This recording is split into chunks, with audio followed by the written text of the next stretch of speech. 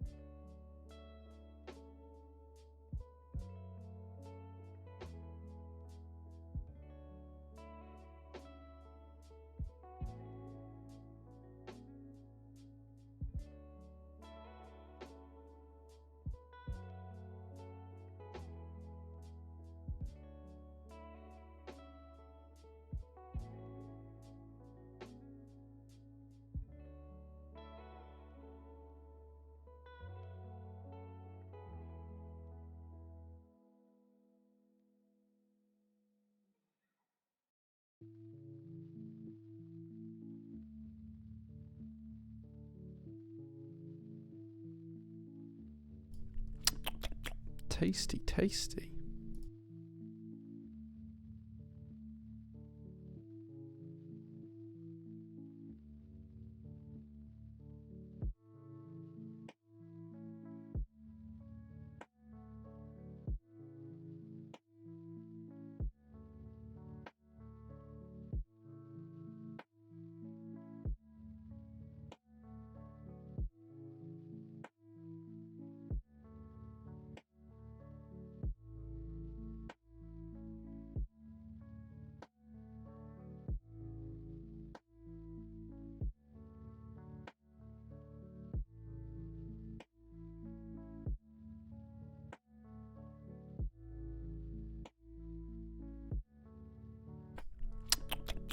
Tasty, tasty.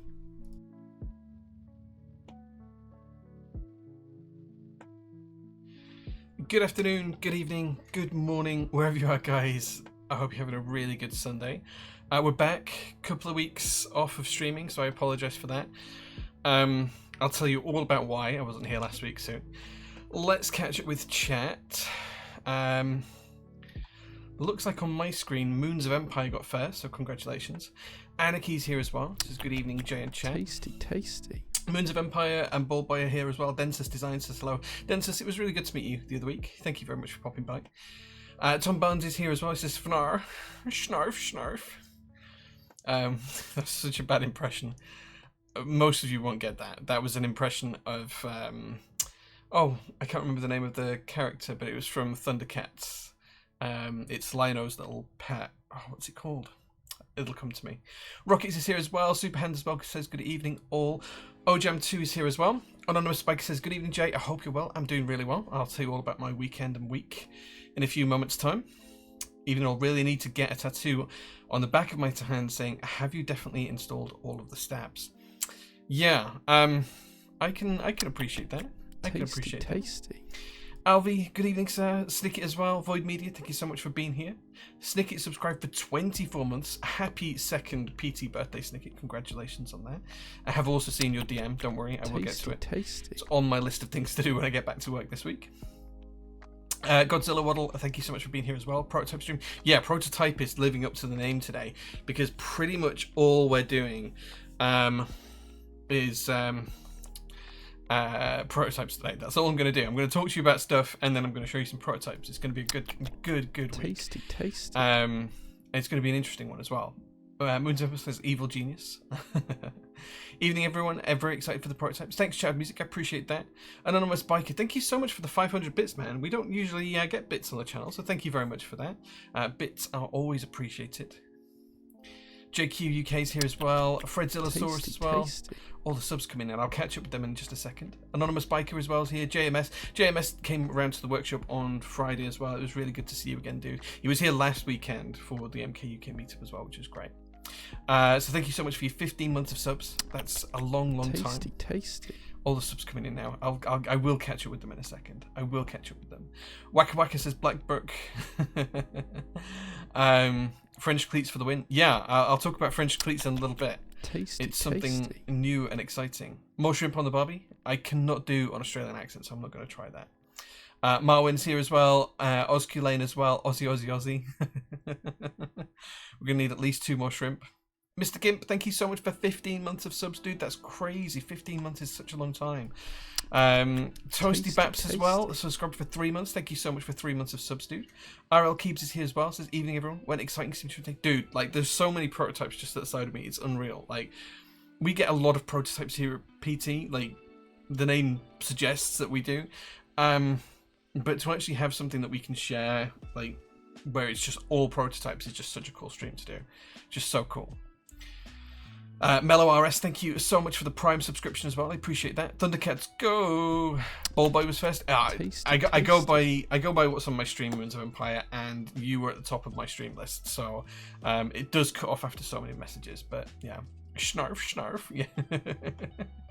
Let's go, the Unborn. Tasty. I'm gonna catch up with all these subs in a minute. I promise, guys. I promise. Happy to take the credit though. Yeah, I mean you got it because it's just what's at the top of my screen. Whatever is at the top right here on the screen, that's who gets the shout out first. And today it was you. Clownfish, thank you so much for the 3 months of subs. I really appreciate that. It's really cool of you. Mellow R says, sup Jay, thank you so much for being here, dude. I appreciate it. Oxy says, hi Jay, and subscribe for 12 months. Happy PT birthday, Oxy. That is your first PT birthday, so congratulations. Tasty. Pork Thief, thank you so much as well for being here. Got all the subs right. I knew it was going to be one of those weeks because it's like the rollover at the end of the month, and that's when all the subs come back. Incredible. Gemma subscribed as well, or 63mm subscribed as well for 10 months. Thank you so much. Almost a year now, Gemma. Almost a year. That's kind of crazy. Perlin Merlin's here as well. Thank you, Perlin, for all your help at the meetup last week. I'll give you a shout out in a few minutes, don't worry. Stores has subscribed for 38 months. Do you have the longest sub streak?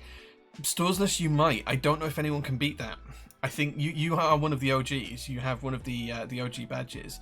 I think Anarchy does as well. I'm not quite sure. We'd have to take a look. But you are definitely up there. 38 months is about the maximum you could have, I think. So yeah, that's pretty cool. 38 months is crazy. Crazy. Over 3 years. Wow. Blackbrook subscribed for 25 months. Thank you so much, dude. Just over 2 years now. I hope you're doing good, Chain. I'm doing well, the Unborn. I'm doing well. Nightwolf, thank you so much for the tier 1 sub as well. I appreciate it. Jenga, thank you so much for 18 months of subs. That's 2 PT babies. You have now had 2 PT babies. Did I miss the Bong Informant Assassination Drone prototype? That's not this stream. That's a different stream, Dynamics. Different stream. Frankie says, nice desk mat. Dude, these are in stock. They're like £5 each. I'll show you them in a few minutes. They're super cheap. Pie and cake? Pie and cake. Pea and cake. Well, I think it's pie and cake. Like pie is in the mathematical pancake. Thank you so much for the sub. Yekrut Mog as well. Thank you so much for the sub too. I'm ADM. Hey man, good to see you. Voidmain Jer, 20. Thank you so much for a 22-month streak, 23 months of subs in total. Good pre-election weekend from Germany. Hope you're doing good, dude. I don't want to talk about the election. That shit is depressing. It's so bad. Den says, thank you so much for the 8 months of subs. One more for a PT baby. Next month we'll be getting you that PT baby. Madness, as I still know nothing about keyboards. Gemma, doesn't matter what you know or what you don't know, as long as you enjoy the streams. I missed some weeks because of Prime sub not running out, so I don't have the longest time. Well, thank you so much, Anarchy. I appreciate it. Anarchy's was one of like the first founders of subs on the stream. I think he might have been actually the very first person to hit that sub button. So Anarchy, thank you, dude. Thank you. Trojam, thank you so much for 36 months of subs as well. 3 years. Wow.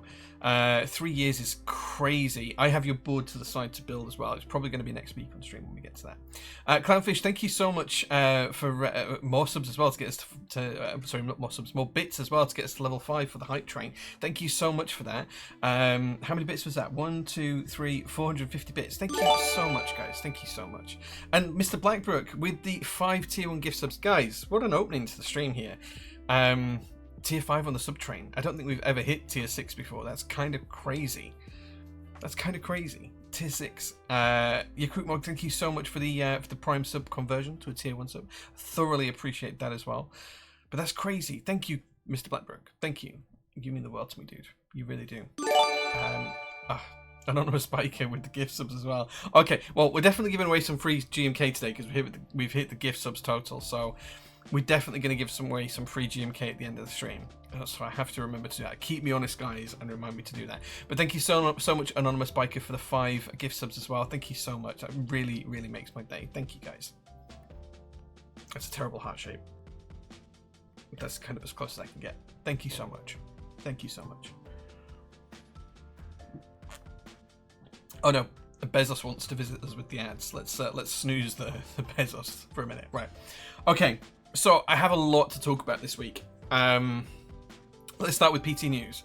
The last shipment that came, there is only 3 group buys left to ship. There is SLK Dessau. Tasty. There is the Psychotype Navi 60. And there is a couple of orders from other little bits and pieces floating around. But those are the last 2 main ones, and they're going to ship out on Monday. They're going to ship out tomorrow, which is great. In-stock orders were also going to be fully up to date tomorrow. I think there's maybe 70 or 80 in-stock orders from today, a similar number from Saturday, and a similar number from Friday night. So Monday afternoon to Tuesday afternoon is when the in-stock orders will all get caught up with as well. So by the end of play on Tuesday, we'll be fully up to date with the shipment. There'll be no more orders left to ship from that, and there'll be no in-stock orders left to do apart from what's coming in on a daily basis, which would be great. Now that's the plan. Mel is off this week, so please bear with me, and Sharon's on a partial week as well, so I am going to be struggling for time this week, but I will get through it all. I promise you guys. I promise. So if you're waiting for something from me, it'll arrive this week, hopefully, all being well. So by the end of Tuesday, we should have only orders that are outstanding as they come in that we are able to ship, which will be great and a fantastic position to be in. Any reason you're streaming only with 720p? No, I've set it to... Hold on, let me check.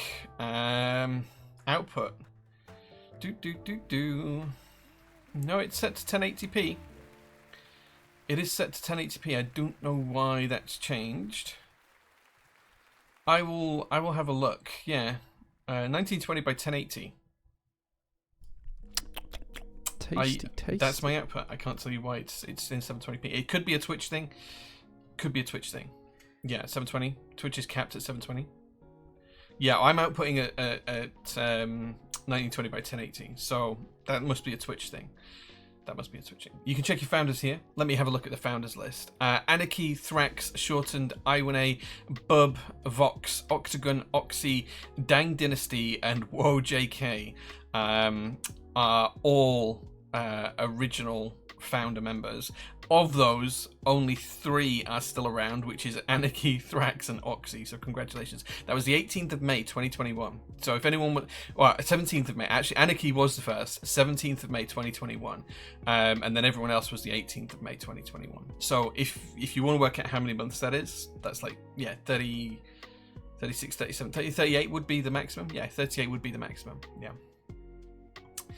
Definitely used to be 1080p 60. Yeah, so I'm outputting at 1080p 60. 1920 by 1080p 60. So I think it must be a Twitch thing.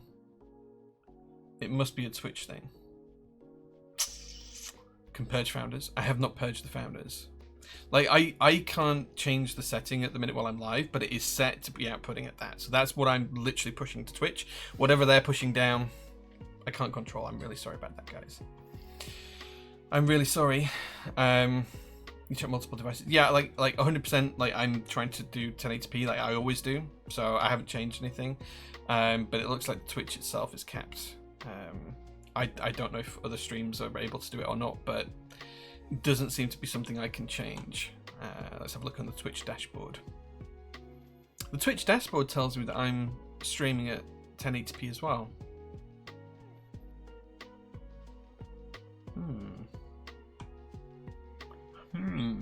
I don't know what's happening. I don't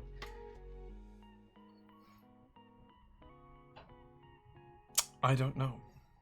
I reckon it's Twitch trying to save us from the pure sexual magnetism of Jay in 1080p. We'd need a warning for all the swooning. I don't think so, dude. I don't think so.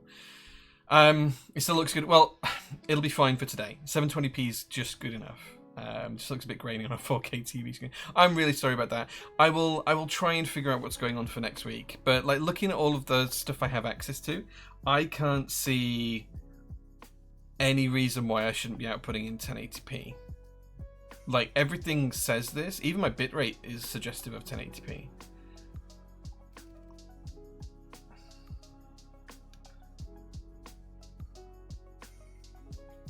Yeah, everything suggests 1080p. Okay, we're just going to have to deal with it today. It is what it is.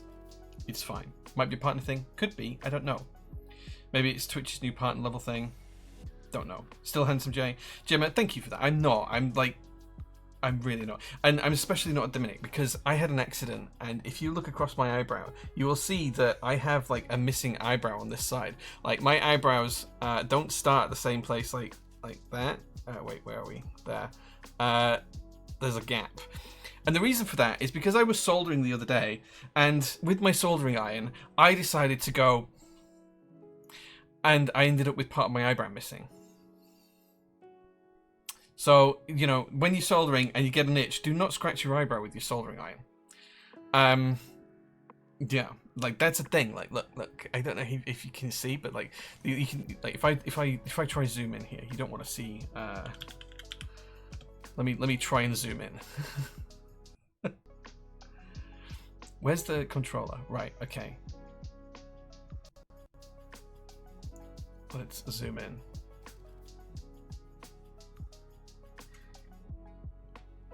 You can see just here there is hair underneath the bottom, and you can see kind of where the tip touched. There is a significant lack of eyebrow. So sometimes things happen and you have to be careful. Like, you'll notice it now. No one would have noticed it if I hadn't pointed out. It's fashion now. No, just try to be cool with an eyebrow split. Like, if it was like partway through, I could have got away with that, but yeah. Dynamics, do you have any cable recommendations for the reflection? Any custom cable should work fine. I haven't had an issue with custom cables. I did try this one after your email, and this one didn't work. This is kind of like a Belkin one. That didn't work, but my custom ones did. So the custom one I'm using here on this keyboard, which you can see in the top-down view, that worked just fine. So, yeah. I want to see prototypes a lot more than I want 1080p. Yeah, we'll get to them. We'll get to them. Don't worry. Fresh trim. Yeah. Just trying to be cool. No. It was an oopsie. Have many soldering scars. Yeah, I mean, I have them on my hands. Like, I've got one here on my hand. It was just a I'm tired, what am I doing kind of moment. And I realized instantly. I did have to kind of, like, pluck all of the, like, the singed hairs. It didn't actually touch my skin, luckily. So, yeah. Yeah. It's the first, like, serious... Like, if it had been my eye, I'd have been in terrible danger. So yeah, so please be careful with soldering irons, guys. Don't be me. Do not do what I do. I put mine in my lap when I was a teen. Never again. Dude. Clip that zoom. Jay's anamorph now. Tips touched. Tips touched. Wow. New Discord emoji incoming. Oh, Super Hands, please no. Please no. That zoom needs to be a GIF in Discord. Do it. Lucky it was an itchy eyebrow and not somewhere else. Absolutely. Dude, it was so scary. Like, I was terrified. I was just really tired, and these things happen. Accidents do happen. Like, I've hurt myself with tools a lot of times because of tiredness, thinking it'll be okay, and just being stupid. So just please be careful, guys. This was the pine sol. I don't have it out at the minute, but it was the pine sol that I usually use. I did not need to change the tip, luckily.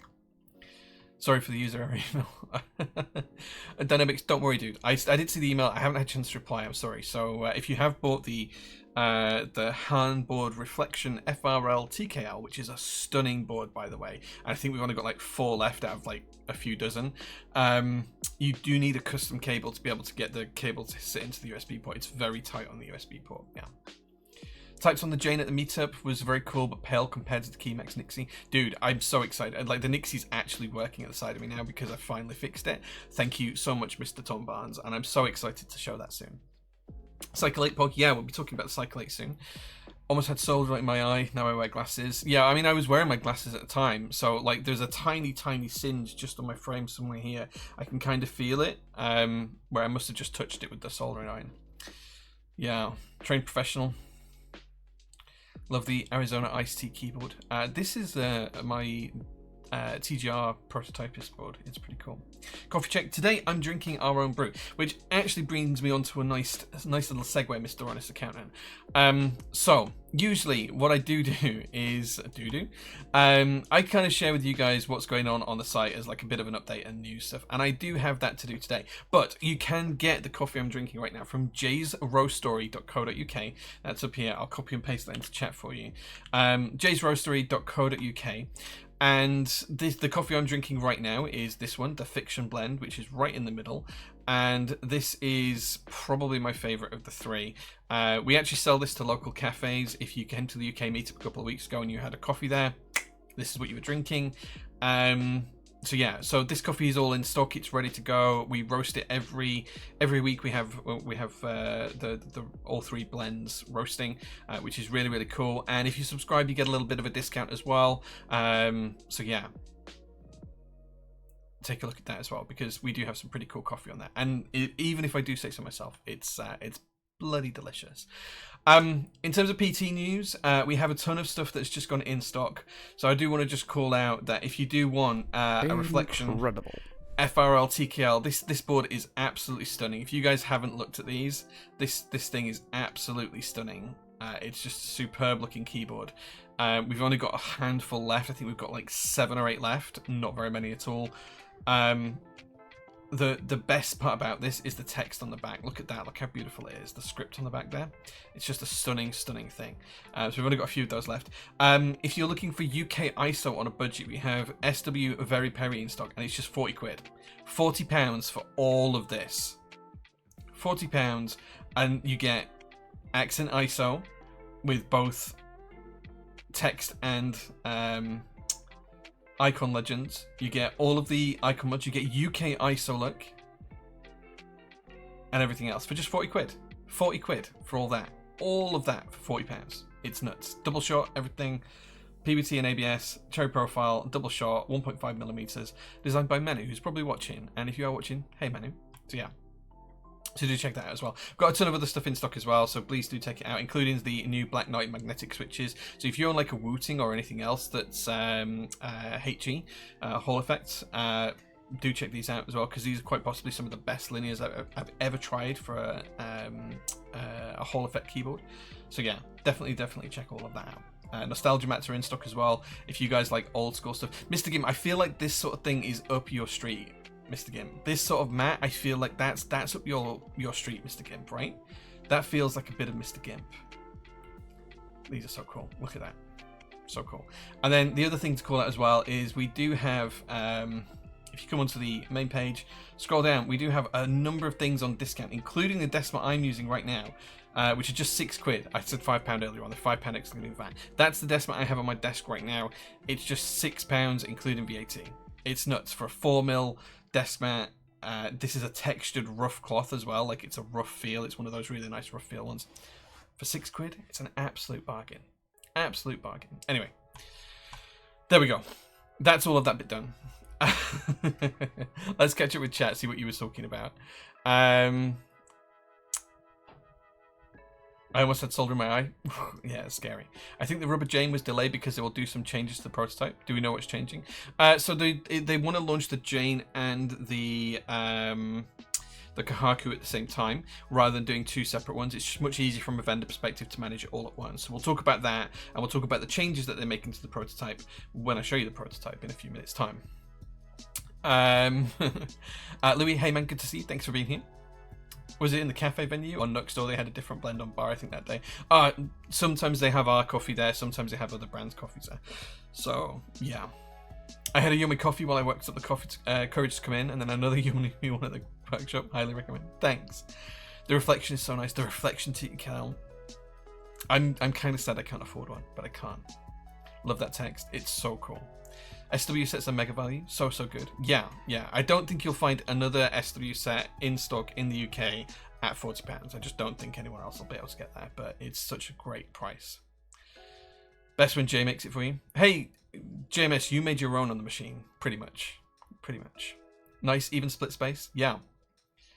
Why can't I find MX Purple in store? We don't sell the MX Purple switches. We do have Nixies and we have the new oranges, but we don't have purples, I'm afraid. Border reflection, nice. It's Bengali for reflection, yeah.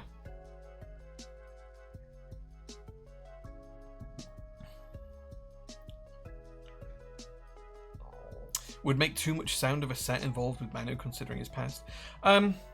You know, people have pasts. Manu works with a lot of big designers in the hobby already, so, you know, it's more about what you can give to the community for value sometimes, and it's a great set, it's a great price, and some people will want products at that price range. So sometimes you have to take the rough with the smooth, I'm afraid. Such a vibe, those mats. They are, we'll find, they are such a vibe, but they're pretty cool. Picked that mat up at PT last week. So cool in real life. Nice. I'm gutted I'm not going to be able to get a JO2, but it was nice to see in person. Yeah, I'm glad you enjoyed seeing the JO2s. Yeah. Really impressed with the Week Studio keycaps. The package is great. Colors are too. Yeah, it's pretty cool. What's your opinion on Zoom 65 V3? I wouldn't be selling it if I didn't think it was a good product. So yeah, absolutely great product. And I think you've not got long left on the group buy, maybe a week or two left. So definitely take a look. Right, before we get into prototype territory, we've covered PT updates. We've covered stuff that's going on. Discounts. If there's anything that you would like to see a discount on the store, and if there's something you're considering buying, can't quite afford it, it's been in stock for a little while, let me know in chat. All you need to do is just drop me a tag and say, can we do a discount on this? Ask me nicely, and if we can, we'll try and do a discount on something. Simple as that. So it might be that you want a discount on a particular type of switch, or particular type of keycaps, or a particular keyboard, or something like that. All you have to do is just tag me, ask, and we'll see. We'll see what we can do. Can't promise everything, but we'll see what we can do. The engraving on the Zoom V3 looks pretty. Yeah, the Zoom V3 is actually a really pretty keyboard. I think we have the group buy page here. Let me grab that. My favorite is the lift-off version. which is this one here. Zoom 3 liftoff collaboration. I just love everything about this. It's just such a cool board. Look at that side detail. It's just such a cool keyboard. Thing is, I'm a massive space geek, so anything like that I'm gonna really love. The keycaps aren't my thing, but I have tons of keycaps anyway. So yeah, it's a super cool project, a super cool thing. Definitely take a look at it. Okay, so the next thing I want to talk about is the meetup as well. So please let me know in the chat if you want to discount something. I've seen some of the messages come through, but I want to talk about the meetup. So for those of you who don't know, last Saturday, so just over a week ago, 8 days ago, there was the UK meetup, and it was a fantastic day. There was so the venue was counting people on the day. There were at most 308 people in the room, and overall 325-ish different people attended on the day, which was fantastic to see. It does make it the UK's biggest ever meetup to date. And I'm hoping that we can do another one in the future, which will be even bigger, potentially London-based or something like that. It was just a fantastic day. I was heavily involved with a load of other people setting up the event, so big shout out to everyone who was involved. So Moz and the Clacky Keeps crew who came and helped out. So Laurence, Dan, Duncan, Moz as well. Thank you so much to Perlin Merlin, who did all of the lanyard designs and desk designs and card designs and everything else. She came up with the whole design language for the event, which was fantastic. She really knocked that out of the park. Alvi, who was basically the project manager for the whole thing, keeping everyone on track, making sure actions were done and all of that kind of stuff, making sure everyone kept up to date. Snicket, who was the rep on the day with the venue and just kept all of the vendors happy and tagging, making sure everyone was happy, sorting out all of the giveaway prizes as well from all of the different vendors. Thank you so much, guys. Also to Sam and Matt, who are the admins for MK UK, who did a really cool job of just managing the day and making sure everyone turned up, make sure all the invoices were paid on time and everything else as well. So it was just such a cool day, and it was really nice to see everyone. Crispies as well. Chris did all of the website design for it. He helped us do all the tickets. He did a lot of the automation in the background. You know, it was just a fantastic team effort, and I want to say thank you to everyone who was involved in making that day happen, because it was such a fun day, and there were so many people. There was actually a queue outside to get in. It was ridiculous, a queue outside. Poor Daniel and Shannon, who were on the desk signing people in and checking people's tickets and stuff, they worked so hard to make sure that it all went smoothly. It was absolutely fantastic, and yeah, it was just such a good day. It was just such a good day. Like, I met so many people, I got to shake so many hands, and people stopping me for selfies, which was the weirdest thing ever, and to sign keyboards and stuff. And I got to go up on stage with the lovely Alfie as well, which was great, and do the introduction announcement as well, so that was cool. There was some cool talks, so thank you to Rue and Matty and Admiral Shark, who did some talks on the day. I still need to review their videos. I think there's some work going on in the background to tidy the videos up ready for that, but they'll be up soon. It was just such a good day. If you guys didn't make it, please do try and make the next one. I do have some soon, maybe in a week or two, I'll have some news about something not MK UK related, but something for next year as well, which will be really cool, which I want to announce pretty soon. So definitely take a look at it. Tim's ISO, yeah, thank you so much. I don't have one, unfortunately. I didn't keep a personal one, but thank you to Tim, who designed the actual ISO Enter GMK keycap that every attendee got. So there was actually GMK decided to give us a lot of free keycaps to give away, and instead of just putting like MK UK on them like we have done in the past, we asked if we could do an ISO Enter key, because we're UK of course, and Tim designed a really cool owl design, because owls are the logo for Leeds. It's kind of like the mascot for Leeds, so he did a really cool design for that, which kind of matched in with Liz's design. We got all of the keycaps to match the design as well, like in terms of colours and stuff. It was just a really cool little thing. So thank you so much for everyone that did it. It was a really cool day, and I met so many cool people. I met Gemma for the first time. Who else was there? Chris was there, Blackbrook was there, Liz was there. Liz was really helpful on the day, because her job on the day was to keep everyone on time, and like if someone had to be on stage, she was cracking the whip and making sure they were on stage, and she did a great job. So thank you so much to everyone for being there. It was a really good day. Yeah, I'm thoroughly excited that it could happen, and it was a long day, but it was a really good day. And then the next day, the next morning, We did like a little breakfast event for about 25 to 30 people here at PT. So quite a few people came over for breakfast the next day. I got the pub next door to make us all bacon sandwiches, and we had really nice coffee, just a really nice chill. There was some rough looking people the next day. There was a night out afterwards, and I think I drank like 8 pints during the meetup. It was crazy. And then we went out for dinner to Cozy Club and had really nice food, and yeah, and then it was out for beers afterwards, and I think I drank like 5 or 6 old fashions in the bar. Anyway, the next morning I was fine, but a lot of other people looked ropey. It was pretty interesting. So yeah. Right, okay, let's catch up with chat, because I think a few of you have been asking for some discounts.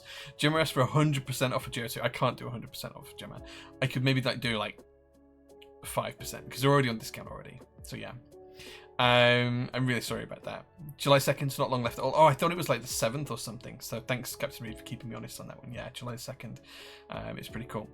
Meme God says, do you know if the MyKeyboard.eu liquidation will be public? So this is kind of digressing a little bit away from what I wanted to talk about on stream today, but I did get an email. Let me.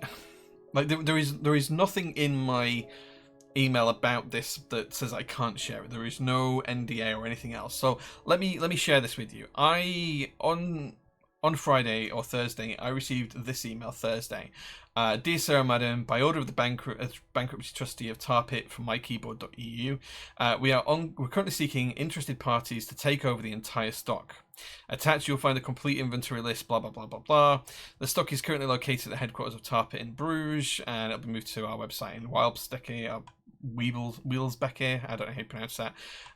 If you're interested, please submit a proposal by Monday, July the 1st, 12 p.m. So there wasn't much time, considering I got this on Thursday the 27th.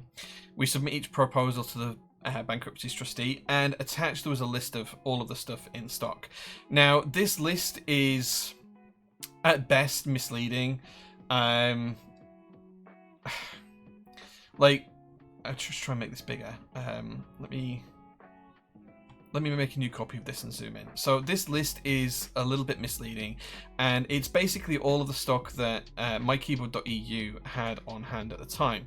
And it values things at their last retail price, which is a really, really terrible misnomer for a number of reasons. First of all, that value is the last retail price. It's not the actual price that that product would sell at. For example, when these were up for sale at €450, we had them for sale for £150 plus VAT here in the UK, so less than £200, which is about €220. So significantly less. The other thing is that a lot of this stock is old and a lot of it's dead, like the Eclipse keyboard kit. Like, how old is that? The Prophet case. Max designed the Prophet like 4 or 5 years ago. So there's a load of stuff that's really old. There's a load of stuff that just is in here that won't sell at these prices anymore. You know, they're worth a lot less than that. And when you consider this as well, there's no warranty on these. So if I sell them to you, I have to give warranty. But if I buy these from the MyKeyboard.eu stock, they don't have a warranty. They don't have any kind of warranty or anything like that. You know, it's just one of those things. Open GMK sets, well, they have no value whatsoever because they're open. They could be missing keys. We can't really sell those. 120 open GMK sets at 50, you know, €120 each, 50 of them. Like, they're not worth €120 because they're open. They're probably worth €50 at best, unless they're missing keys, and then they're worth even less. So when you go through all of this, you know, Cat Mizu, 60% of TKL mods, like, we're never going to sell 100 of those at €50 each. So that's just not going to happen. And you go through this whole list, and this list is absolutely massive. I'm pretty sure it's been leaked in a few places, but it's absolutely massive. And you look at them and you think, well, Sprit Springs go for £4 in the UK. They don't go for €8. That's not going to happen. You know, these desk mats, well, I'm not going to buy desk mats at 23. Where is it there? I'm not going to buy desk mats at €23 each when the designer's still not getting royalties or anything else. It's kind of crazy. It's nuts. It's stupid. So, like, right at the very bottom of this, it's a really long list. They do have a total here, which is €326,509. So 300 grand. It is not worth that. At best, because there is a load of dead stock in here, and the stuff that will never sell, like, you know, Cat Comet Alt Numpad, that's never going to sell. Monarchy Microfiber Cloth, you're never going to sell it. It's all worthless stuff. No one's going to pay this 320,000 euros. Realistically, I think after going through the whole list and spending about 2 hours on this, I think it's worth about 8% of that value. I think it's worth about 26 to 27,000 euros. That's it. And that's only if you want to make if you want to break even. If you want to make a profit, it's worth even less because you'll never sell most of this stuff. So if you want to buy all of this, then set up a store. Don't, because you won't make any money. Realistically, it's going to cost you 15, 16 grand for the labor to go collect it, to package it all up, to store it somewhere, to quality control check it all. Because of course, none of this is quality control checked as well. Like, all of this could fail quality control for all anyone knows. Right? It could all be damaged, it could all be broken, it could all be worth 1% of the price that's listed on here. So you've got to QC it all. You've then got to provide warranties to customers who buy it. And you have to go to the effort of selling, packing, shipping, all of that kind of stuff as well. So you need infrastructure in place. Realistically, no one's going to touch this with a barge pole because it's just so expensive for what it actually is. No one's going to spend that kind of money. And I reckon 25,000 euros is probably the best you could spend on this and actually make a profit on the stock that's available here, because most of the projects are 4 or 5 years old. The bigger downside for me on this one as well is in here there's a load of JO2s, which where are we? Where I saw them there. There's some JO2s here. There's another section where there's some JO2s as well. But these are boards that my keyboard never paid for, that I paid for my keyboard, that they never paid me for or paid royalties for. So if I buy all of this, I'm buying my own product back that's never been sold to me. So it's really disappointing. Like 31 DSS Carpinteria Nordic kits. It's never going to sell. You're never going to sell that. It's just absolutely worthless in terms of like the whole lot. You have so much dead stock that you need to be paid to take that away and get rid of it and dispose of it. And the only way you do that is by reducing the price. So, you know, it's such a frustrating thing. Maybe I'll chuck a quote in there in the morning, but it's not going to be more than 25 grand. Like, that's it, because it's just not worth it.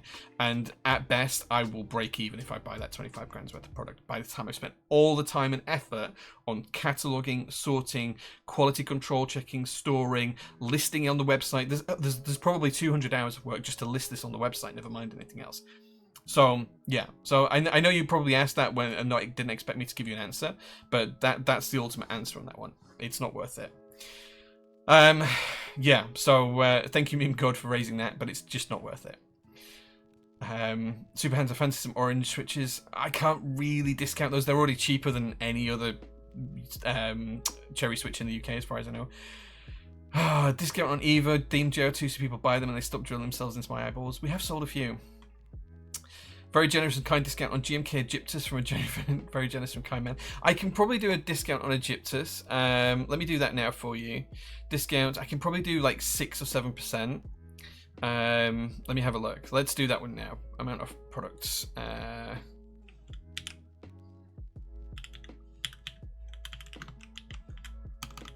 Egyptus stream is going to be the code, all one word.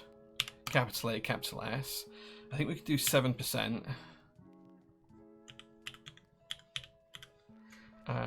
In stock Egyptus base kit. I can only do it on the base kit. And that'll be active until the end of the stream. Okay, so if you want a discount on Egyptus, that will work. Here's the code. I'm popping it in chat now. That's the code in chat. You can get your discount Browium on there. Yeah.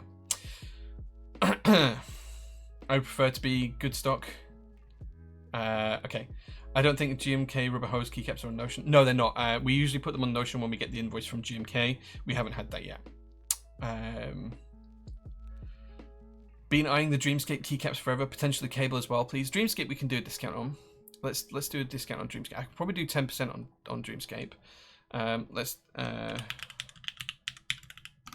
Dreamscape. No, it's got a P in it. Stream. 10%. Specific products, Dreamscape. Let's find it. In stock, Dreamscape, where is it? Yeah, base kit, 10% off.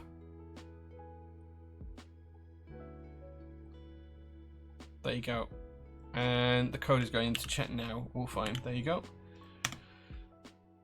GMK Universe would be awesome. Okay, I can do 10% on GMK Universe, I think. Let's do that one, and then that's the 3.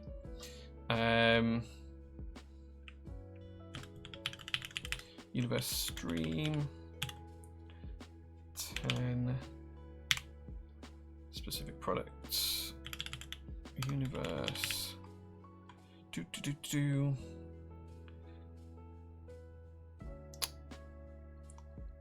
that's the wrong one. That was a group buy. Why can I not find this?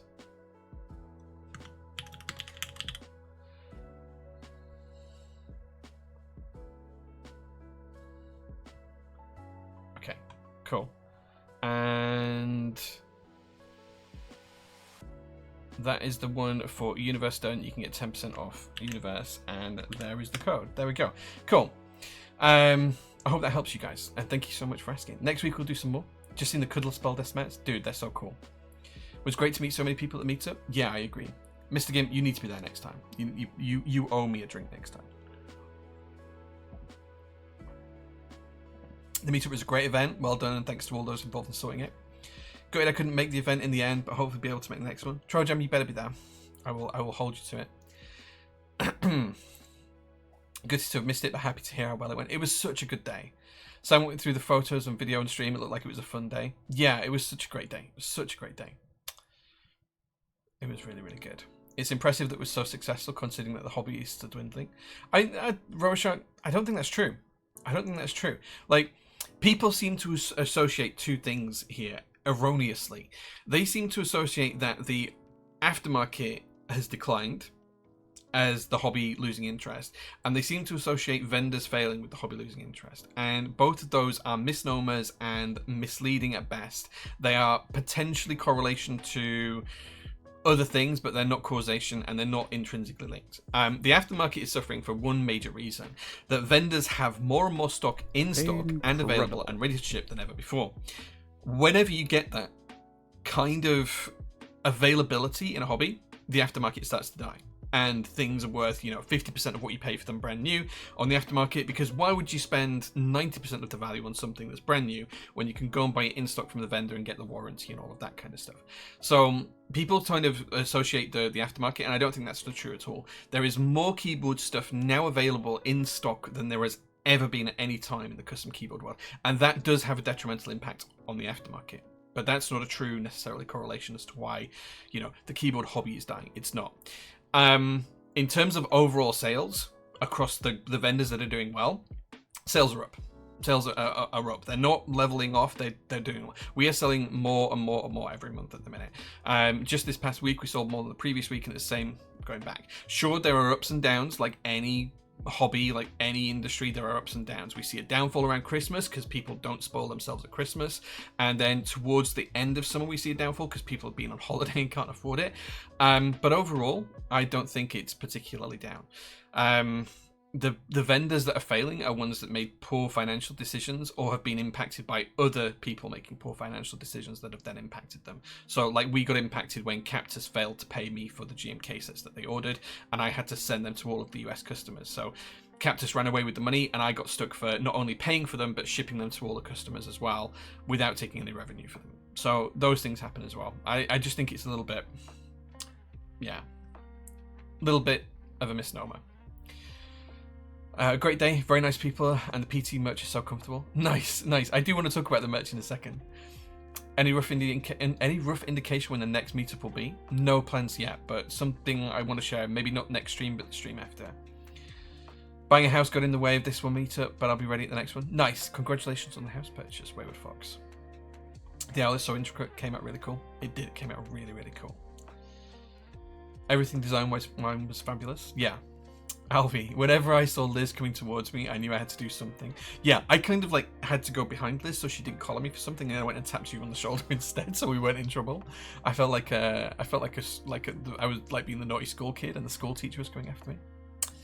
Anarchy, it was really good to catch up with you, dude, and see your stuff on the stand as well. I was fine.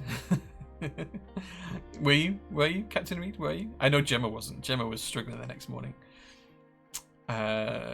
It would be very cool for there to be a little discount on the MX Heroes Oranges. Dude, honest accountant, we already have the Cherry MX2A, which is cheaper than anyone else. I can't drop the prices anymore. Yeah, I just can't drop the pricing. Like, if you consider our pricing to other vendors, we're already cheaper. So, yeah, I just can't go any lower. We're going to be selling them at a loss. We're going to be selling them at a loss. Felt like a meerkat trying to spot you guys in the crowd. Wow, you did a great job. Tasty. S-Rep Keeps, thank you so much for the subscription.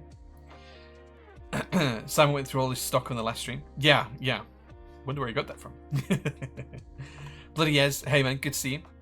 Meetup's great, even won a raffle prize. Yeah, there were so many prizes. Wasn't Oblo helping with that, or was this just for unpaid orders for GMK? Tasty. That was just for GMK stuff, yeah. Hopefully got your unpaid J series back. Nope, they're in the list. They're being sold off. Mr. Moons. Incredible. Simon went through it and majority is worthless. Yeah, like it's 25 grand is kind of the value I give to it. 25 grand means you can probably break even if you sell it all at retail. And that's being generous. If you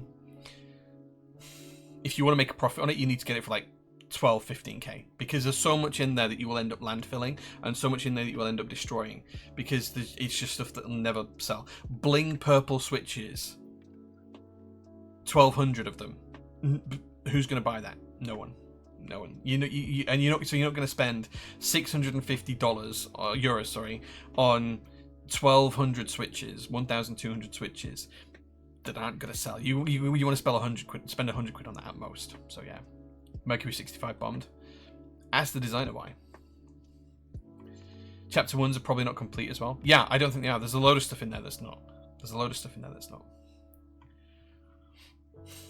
Considering a lot of things were listed on the website, I imagine a lot of them are returns, open box, faulty. Yeah, and you'd have to QC all of that. Like, that's hundreds of hours of work. It's not like a week's worth of work. It's like 10 people for a month kind of work. That's the kind of level to go through it. The open GMK sets are a bit sus. Dude, I know what they are. They're literally, all of the vendors have these. A customer comes to us and they say, I got 2 Q keys and no W key. So we open up a set, we send them the W key, and then we ask GMK if we can have a replacement W key. And that might take 3 to 6 months to get the key back. That's what those sets are. Did the replacements ever get made? Did they ever get ordered? Did they even have them? No. So you then have to check every single key to see if it's a complete set. That's like a 15-minute job, especially if it's messed up in the box and it's not labeled or anything and not written on it. It's crazy. Missing feet in daughterboard, that sucks. Yeah, just multiply that by 10 and that's probably where I'm at. What happens to those items if no one buys them? Auctioned. So this is the auction. They've gone out to vendors and they're trying to sell it off. And if no one gives them the number they want, which I suspect is probably in the hundreds of thousands of dollars, they probably want. They might be saying it's 320,000 euros, but realistically, they probably want 200,000 euros for it. No one will pay that. What they will then do is they'll then say, right, well, we'll auction it off individually. And if you come along and pick stuff up, we'll do a deal on the day. That's probably what will happen. So yeah. Wonder how many of those are customer orders that are never sent. Well, I mean, that's now for customers to complain to the liquidators to try and get their money back. And I know it's crap, I know it's rubbish, but that's the process. Right, but to be honest, you're not buying the Cyberboard R3 for 30 euros. You're buying the whole lot for 300,000 euros and then trying to sell all of the other parts. Like, sure, you might be getting that board for that price, but you have got, hundreds of hours of work. You can't look at it that way. You have to look at it as a bulk collection. And realistically, if you're buying everything on that list, the work involved with it, the time involved with it, the storage involved with it, the listing it, the QCing it, the quality control checking, the testing of it, it's just not worth it. It's just not worth it. So yeah. Are there any Sagradas in there? Apparently my keyboard had some of those, and that's a keyboard potentially lost time. I don't know. I can't remember everything, but yeah. Simon valued it making a loss is anything above 30k, break even around 25k, and loss was about 20k from his rough estimate. Do you know what? I honestly can't. It's broadly what I've said as well. I mean, Simon and I were talking about this a little bit before the other day. I think 25k euros is around break even point. 30k, you're probably going to lose money. And if you could get it for under 20k, you're probably going to make a little bit of profit. But is that profit going to be worth your time? Let's say you buy it all for 20 grand and you manage to sell it for 40 grand. Okay. in theory, you've made 20 grand profit. Well, you haven't, because then you've got, how much time did it take to look through it all? Let's say that's 200 hours, at 15 euros an hour. It's a lot of money, right? Let's say it took, it cost you on shipping and storage and all of that kind of stuff. Realistically, if you got it for 20 grand, you're probably going to make 5 grand profit for 6 months worth of work. And in my head, 6 months worth of work for 5 grand, it's less than minimum wage. Why would you do that? Why would you do that? Couldn't sell it at half price? Yeah, exactly, right? Yeah. Will you be sending a counter based on your sold prices? Yeah, I will be. Like, I know what I'd pay for it, and I have a number in my mind. It's pretty close to 25 grand, just under. And 9 JO2s at the top. Yeah, like that's what I want really out of it. It's not right. It's not real. The numbers that they're asking for aren't realistic. Too much work? 100% Louis. If no one ever buys it, it will get destroyed RL keeps, yeah. What they'll try and do is they'll try and sell it off for a high price as possible. And my big fear is that someone who doesn't know enough about keyboards will make a stupid offer on this and offer like 100 grand and get it. And that terrifies me because I feel so bad for them because they won't make any money. But what will happen then is if they can't sell it off as one bundle, they'll invite people to come along and take chunks of it away. Like I might go and take all of the JO2s away and make them an offer for those, whatever else. And if they can't sell it all after that, they'll just destroy it because it's worthless. But the main aim is the bankruptcy scene want to try and make as much money as possible so they can pay out the creditors. So people like me who are already owed money from this, they could pay me off. Can I do a show me for a brown reflection? I don't have one to hand. They're all in the workshop. If you did like some gift subs, maybe, like I know that's blackmail a little bit, but like realistically, like I'd have to go open it and check it and bring it up and stuff. Like it's a lot of work. So yeah. Good evening again, Jay. Hey, Pokemon Kid. Sorry, PC did that. Costs money to get things destroyed. It does. It does. Yeah. Never seen Egyptus? Yeah, I swear I browse your in-stock keycap page hundreds of times. It's a cool set. It's a cool set. Bought Dreamscape a long time ago. Yeah, it is really nice. Universe looks so good on my JO1 Navy. Nice, yeah. Don't tell the husband. Shh. Keep it quiet. Did you talk about the release date for the Rubber Jane? Not yet, nope. Need to have a look through the photos from the event. Yeah, me too. I've looked through some. I want to look through more. Man, I love the event. It was amazing. It was so amazing to meet so many of the people I interact with here and on Discord all the time. P.S. All of you rock and are amazing people. Nice. Nice. It was a really good day. We just got some correlation causation fallacy call out by Jay. Absolutely. Gemma says she was fine. She wasn't. She couldn't eat a bacon sandwich. That's how bad it was. Marco, I've already done 3 discounts. I can't do any more, but you feel free to ask next week. Will you have any Mercury 65 add-ons restocked at all? Not unless I buy my keyboard stock, no. And I don't think they would. They will entertain my my suggestion. Mugen Cello, thank you so much for 2 months of subs. Wooden KKB Signet, torn between putting that or Handabite on my one-off. Dude, Signet is a great set. Rocket Keyboard site has add-ons, but I would suggest not ordering as I bought a plate and have not heard anything RE shipping even after emails.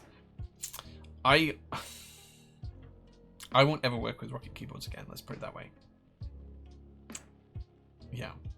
So, without delving into too much information, after we shipped all of the Mercury 65s, before we even received the Mercury 65s, they wanted their royalty payment. And they wanted royalties for not just the group buy sales, but for the in-stock sales as well, prior to me even having the units on hand, which is not how I do business, because we haven't sold them. I can't give them a profit split on a potential profit based on what we might sell or what we could sell. And anyway, they basically said they were going to withhold the stock until I paid them, and they weren't going to allow the manufacturer to ship the stock to me for all of the group buy orders until I paid them for royalties. So in the end, they had me over a barrel. I had to break their own contract to do it, and their contract basically stated that the royalties would only be due after we'd received shipment for the group buy ones and after we'd sold the in-stock ones based on the profit we made for the in-stock ones. But they decided to hold all of the boards to ransom until I paid royalties for everything in advance, based on selling them all at group buy price. So I did the calculations because I didn't want customers to get messed over with this. I worked out all of the profit split that we'd agreed that was in their contract. I gave them all of the costs and everything else, showed them all of the invoices so they could see every single cost documented. And then they came back and said, well, your shipping cost to the UK from China was X. And we think that you could have got that cheaper by doing it for Y. It's like, well, yeah, but I didn't. That was the cost at the time. The cost now might be cheaper because prices have changed or whatever else. That was the cost I got it for at the time as part of a bigger shipment. And, you know, with all of the insurances and taxes. And the other thing they weren't in, like, you have to have like export licenses and stuff from China. They weren't factoring any of those costs in. Or any of our kind of like warehousing costs in China. They weren't factoring anything like that in. They didn't want to hear about all of those costs. They didn't want to hear about staff costs here in the UK to QC and pack and check. They said that those costs should not be included in royalty calculations and all of this kind of stuff. Anyway, so ultimately we only got the boards in because we overpaid by about 250% the royalties they should have had. And when you look at it, the whole thing, the whole project as a whole made a loss. So theoretically, there were no royalties, and they got paid an absolute fortune for it because they blackmailed me into paying them. So I won't work with them again. If that helps you make a decision, then make a decision. That's why we sold the stock off so cheap, because I just wanted it gone.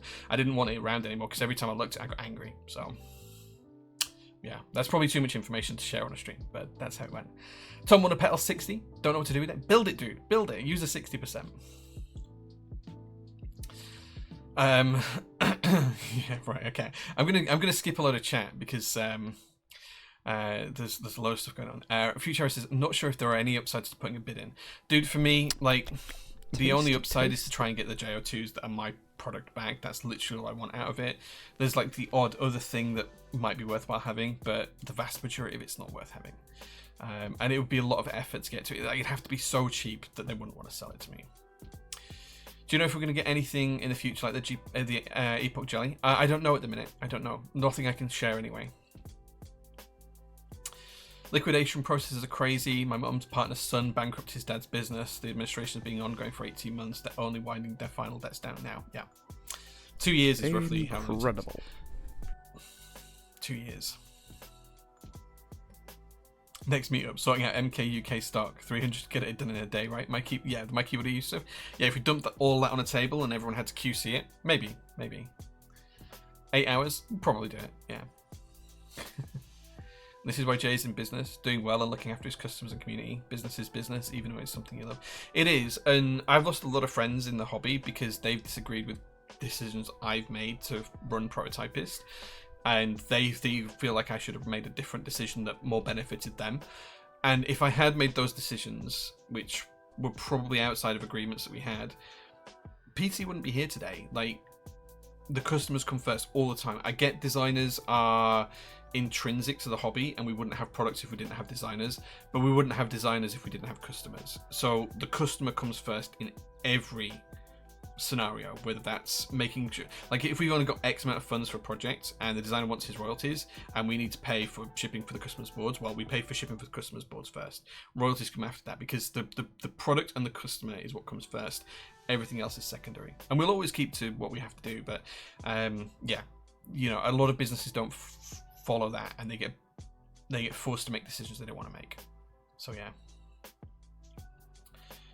working out how much time is worth. Yeah, well, time is worth different things to different people, Keep Science. And like, people forget when they're buying stuff to start a business that time and space are the two luxuries you have to give your business for relatively cheap costs, but you can't lose track of them, because if you do, that's where you start to make a loss. And I don't want PT to be some massive profit generating machine. I really don't want that. I want PT to be comfortable and to make enough money for us to be able to invest in cool products and cool processes and cool prototypes and do new things.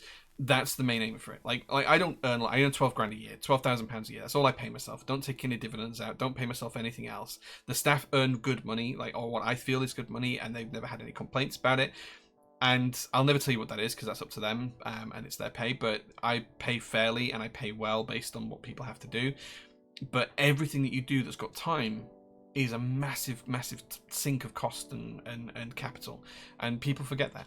They really do.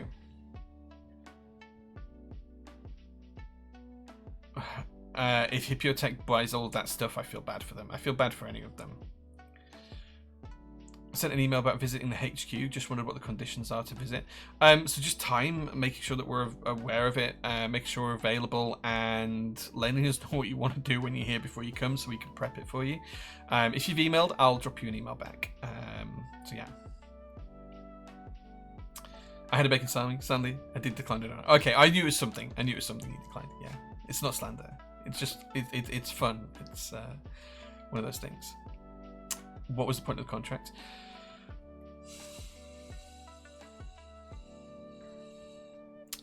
People break contracts constantly.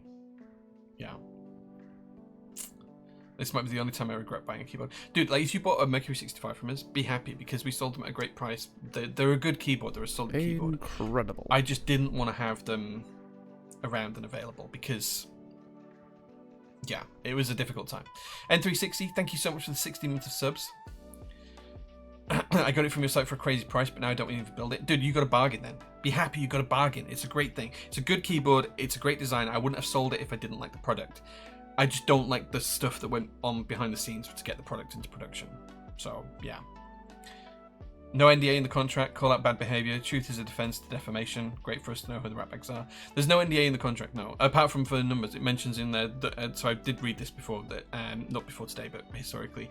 And it does say that we can't discuss, like, percentage splits and stuff like that, but there's no NDA when it comes to, and like, sales numbers and things. But there's no NDA when it comes to other discussions. So, yeah. Which prototype we unboxing first? I don't know. We're going to have a look at it in a second. Tasty. Chat music. Hey Jay, change my mind. You don't have to build the Mercury 65 on stream anymore. Didn't know that was the case. Dude, I wouldn't have said yes. So for those that don't know, Chat music came around the other day with his Mercury 65, asked me to build it. I have no problem building it on stream. It's a great keyboard. I just, yeah, I have issues with the project itself, not with the actual keyboard. 100%, it's not a problem. It's not a problem. Do you have any 65% around August? I can't tell you for now, for certain, but we probably will do. We always do. Don't feel bad for me. Like, it's one of the, like, it's not a me thing. It's kind of like just a project thing, and it happens all the time. Like, I'm sure that there's people who've had projects with me where they found me difficult and they don't like working with me because I'm difficult and obtuse and like things done in a certain way. And yeah, so I imagine it's the other way around as well. There's two sides to every story. I'm telling you one side. Rocket Keyboards might have a very different side to their story. You know, you may change your mind if they tell their side, and that's completely fine and completely fair. Please don't make a decision based on what I've told you, because I'm just telling you 50% of what happened, and I'm telling you it from my perspective, which is inherently biased because it's me and it affected me. So please don't, like, when I talk about stuff like this and like my keyboard stuff, just be aware that it is with a hint of bias, and I can't take that away because I have been personally impacted by these circumstances and situations. So you guys as viewers need to be intelligent enough to realize that that's a real thing, and it may or may not impact how you view the situation. So just bear that in mind. Bear that in mind. Jay, how do you value time? For staff, I guess staff pay and insurance is a start, but the time you spend processing my keyboard.eu stuff could also be spent doing something that actually generates a return on investment. So if you spend 200 hours on my keyboard EU stuff, you could also be losing out. Yeah, so it depends on different things, Pork Thief. There's no set formula for that. A lot of it's gut feel. Do I think it's worthwhile spending time on X project or X activity versus Y activity? And sometimes it's the right thing to do because it's the best thing for the company. So that might be going through and doing a stock take. Like, we need to know accurately what's on there. We're not going to make any money for that because the time is basically just spent checking stuff. So there's an inherent cost to doing that. Let's say the cost to do that is £3,000. But it's worthwhile doing because it's a sink of time into an activity that helps us know in the long run what we've got available and what's on the shelves. Something like my keyboard.eu stuff, like, that would have to turn a profit. There would be no point in me going and buying all of that stock to just have it sit there and do nothing, because it takes up space I could be using for something else, and it takes up time. So it needs to be cheap. It needs to be cheap to buy it. 8% to 10% of the value that they give it is where I think it sits at. Probably 8, let's split it, say 9% of the value they've put on there is probably where I say is probably the maximum I would spend on it. And that's bearing in mind that it's going to be hundreds of hours of mine and Mel's and Sharon's time physically here to document it and everything else. And like, I could be doing other things with that time, as you say, and it's just not worth it unless it's that cheap. It's just not. It's just not. Someone else might absolutely do a different, you know, a Blotsky, bless him, he might look at it. I don't think he will. Like, in fact, I know he won't. But just for like sake of argument, like Blotsky might look at it and think, oh, it's actually worth X amount to me, which is triple or quadruple what I think it's worth to me. Realistically, you know, I think my assessment of it is pretty fair and pretty honest on the MyKeyboard.eu stock level stuff. Sound reasoning sounds like, yeah, like it's different every time. It's different every time. Right, anyway, let me finish my coffee because it's going cold, and then it's time to start showing you some prototypes, because all I've done is rant about my keyboard and other people. So yeah, in fact, you know what? I have this list of my keyboard stuff up here. I'm just going to get rid of that because I don't want to be looking at it. There we go. Right, let's go. So yeah. So if you guys have got any questions on that or why I value it so low, please do let me know. But realistically, it's not worth it. Like, if an individual is out there is considering buying the MyKeyboard.eu stuff, please consider what it actually means. If any of you guys watching now are considering buying it and you don't agree with what I've said here, please message me and let us have a conversation, because I do not want anyone to buy that stuff and then end up massively out of their depth. Like, it is such a big piece of work. 200 hours is like a ballpark figure, but that doesn't even cover it. That's 200 hours just to check the stuff. That's not picking it up. That's not actually doing full QC. It's just probably counting it all, right? It's probably just doing a stock take of what's there. Realistically, there's probably 6 months of work in there to actually pack it, ship it, sell it, list it, provide warranty on it. The amount of insurance you would have to take out against that stock in case anything was wrong with it as well, probably not worth it for a start off. Just bear that in mind. But if anyone is seriously, genuinely considering buying that, message me and let's have a one-on-one conversation, because I want you to be thoroughly aware of what you're considering buying. Yeah, okay. GDC, no, we're just about to start looking at prototypes. We've been talking about the MyKeyboard.eu list of stock that is being trying to be sold by the liquidators right now. We've talked about the UK Meetup, which big shout out again to everyone who helped on the day. If you were there, I did get them all up on stage at the end and gave them a thank you. But yeah, they were just so cool. They were just such a good team. So yeah, right, okay, let's let me finish this coffee anyway.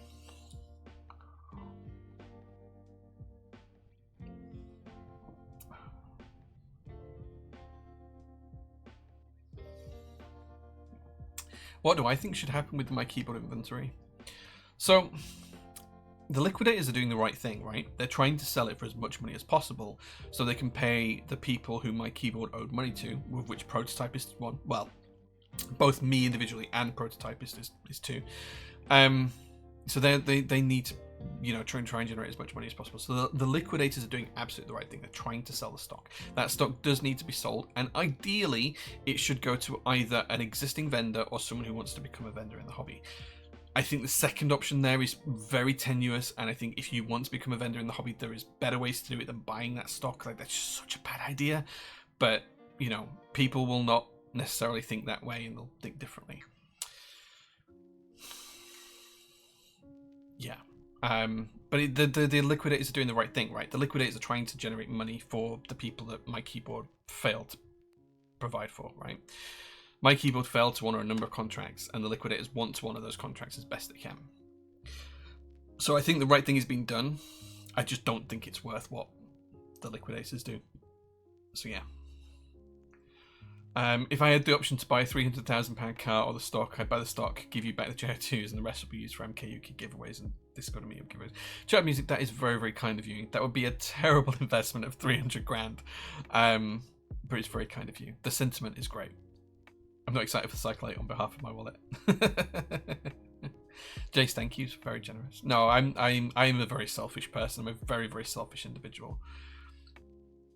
I can't realistically see the whole stock being sold off. It's more likely a case of the liquidators trying to get the most money with the least amount of work, which is the right thing. Yeah, 100%. They want to sell it all off, but what the liquidators don't know is intrinsically what something is worth. They're just using the last known sold price as a go off, and that's not the right way to do it. So yeah. Right, okay.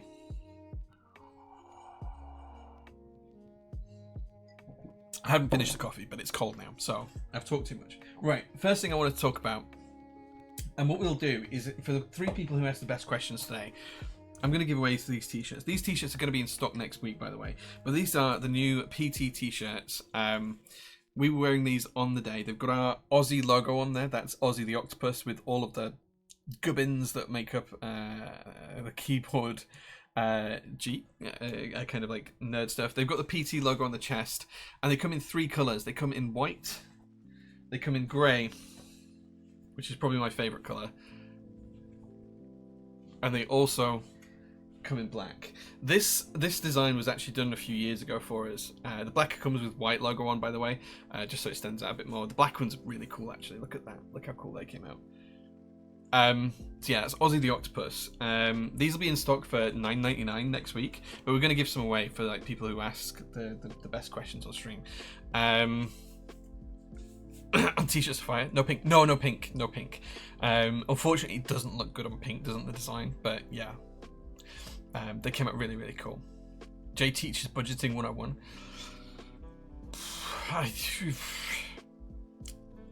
That's how to budget. No. Shirts are excellent quality. Yeah, I'm really happy with the shirts. They came out really, really cool.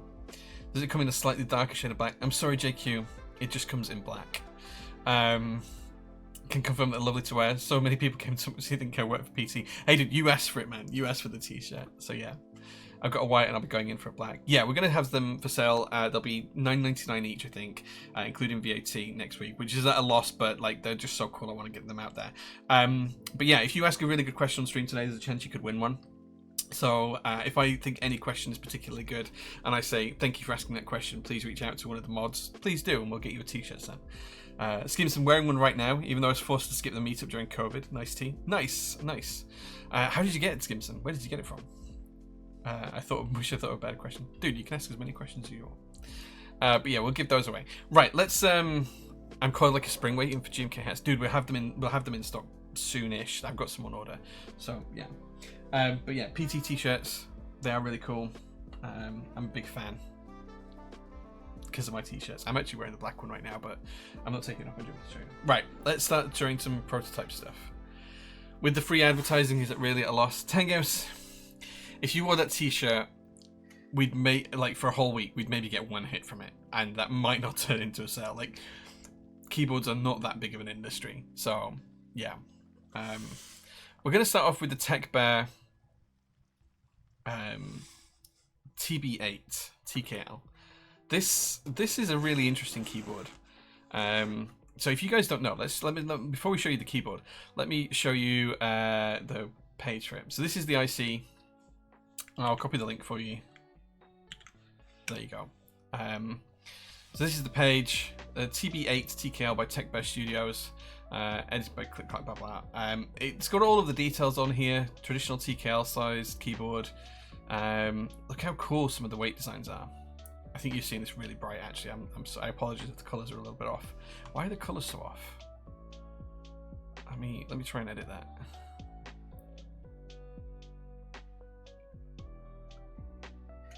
Okay, that's a little bit better.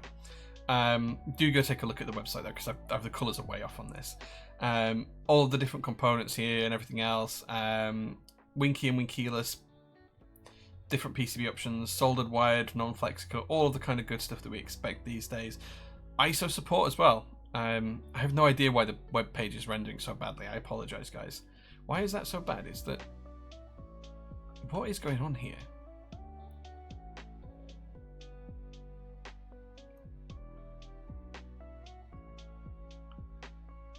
What is going on there?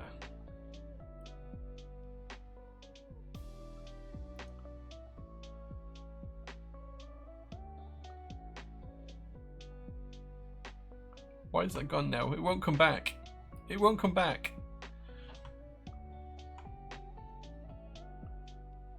Why is it gone? Where is it gone?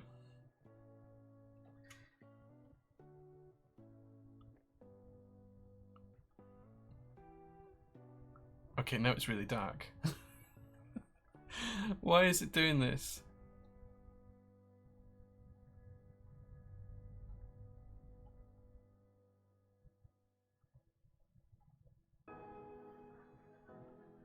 Okay, we almost got it there. We've almost got it there. There we go. That's close enough, right? That's close enough. There we go. Yeah, that actually looks like the website now. Right, there we go. I have no idea what went on there. Anyway, this is the web page for the board. Different mounting options. Gasket beans mounting option. Normal gasket mount. Top mount. Top mount's going to be the way I build this, I suspect. All sorts of different cool stuff, like the shape of the weight here on the back. This kind of section here. Matched onto the front. Tasty, tasty. Ton of different options. This kind of crazed weight design is pretty cool. I do pink. Pink's good. Lots and lots of different options. Wave design. Look how cool these wave designs are. Look how cool that is.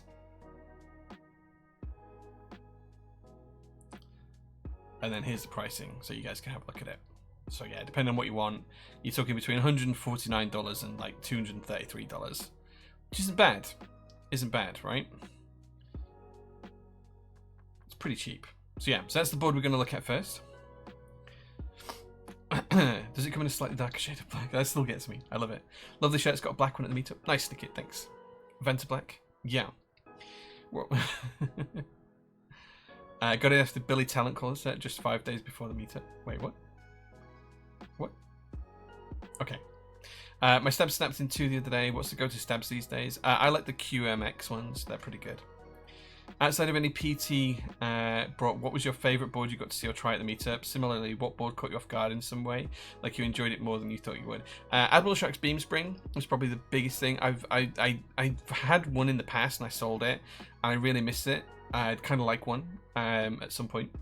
The biggest board I've coveted for the longest time, though, is Anarchy's Iggy. I think it's just such a great board and such a cool design. And then there was the Ked Droyer that Mr. Superhands brought in, which was really cool. And there was a few others as well. I think the worst one was the Belle Delphine keyboard. Didn't like that, but yeah. Cycle 8 from Another Dimension. Yeah. White Geek Cat thing. My eyes. Yeah. Windows HDR doing a funny... Yeah, it's so weird. Sometimes it's great and so other times it's terrible. So yeah. Geek Cat can be white background. It's kind of like that beige tan background. Chrome registers itself as a HDR source. I don't know why. I don't know why. It renders in 720p. Yeah. Yeah. Close, Control, Shift, and T. Yeah, we got it sorted. We got it sorted. 23 months. Mr. Geeky Ed, thank you so much. 23 months, baby. Okay, cool. So this is the Tech Bear TB8. Let's take a look at this. So I've had a brief look at this the other day. It comes in this really nice white kind of leather effect pouch. In here we have the standard kind of plate and PCB stuff. So there's an FR4 plate there. There is another plate here. What's that? Is that aluminium? That feels like aluminium. And then FR4 as well, which is pretty cool. And then here we have gaskets. And then here we have the keyboard itself. I don't think I've got a PCB for this actually, unless it's already in the keyboard. Now, as you can see, I've got a red one. And we will be building this on stream at some point in the near future. And then we'll probably give it away as well. Is the PCB in here? There's a lot of foams in there. I think the PCB might be underneath there. Is the PCB in there? It feels like the PCB's in there. So this is the red keyboard. And now what I want to call out is this is the wave effect here. But that's actually... Can you hear that? It's actually textured. Like if you scratch it, there's actually a texture on it. It's so impossible to show you that texture, but it is there.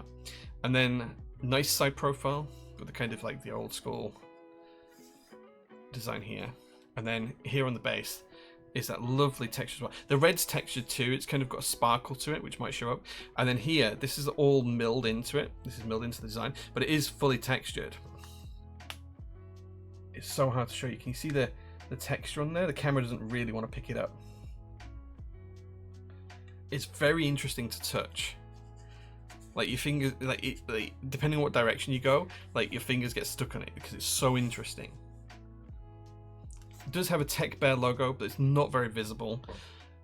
Debossed into it, and you can see it just there.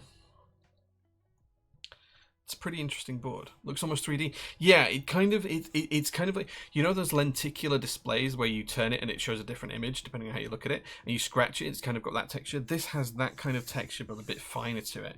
It's a really, really interesting kind of texture. It's really interesting. It kind of feels 3D as well, that you can feel the waves in it.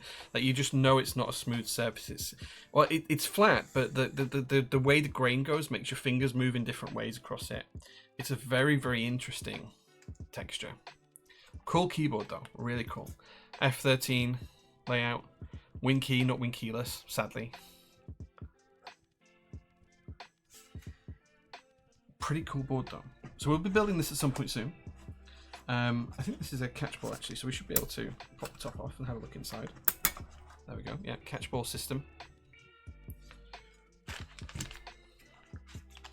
The PCB is there. We have got the hot swap PCB and C only, sadly, but foam on the inside, JST connector, a big brass weight there. It's a pretty cool design. Pretty cool design. Very reminiscent of the QK kind of series. Like in overall terms, it feels very, very similar to QK products. A very cool design. Is it cool enough for your vintage West German MX Blues? Maybe not. So that's the first prototype I wanted to show you. So we're probably going to build this in a couple of weeks' time, and once we built it, we will give it away. Kedroy with MTNU is banging. Yeah, I might be pronouncing that wrong. I apologize. Densest K-Max. I didn't see that. I didn't see that.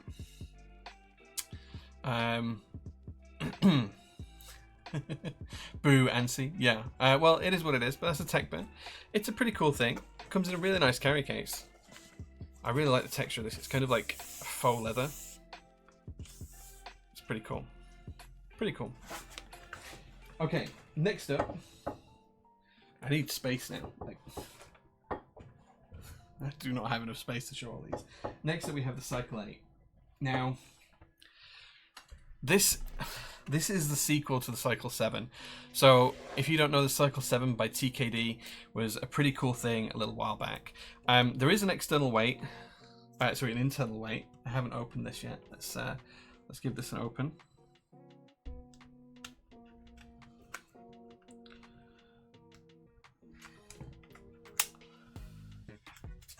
I haven't looked at the body for this one yet, so I'm seeing this for the first time with you guys. Several people's wallets are about to evaporate. We haven't even got to the coolest stuff yet.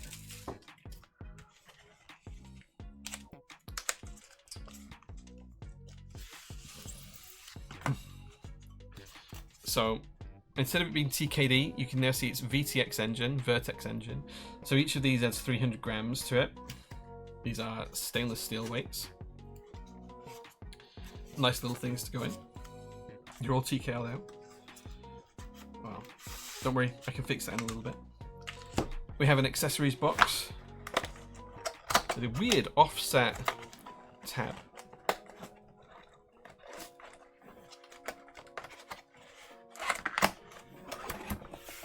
And in here we have gaskets, daughter boards, foams, plates and PCBs, all that kind of good stuff.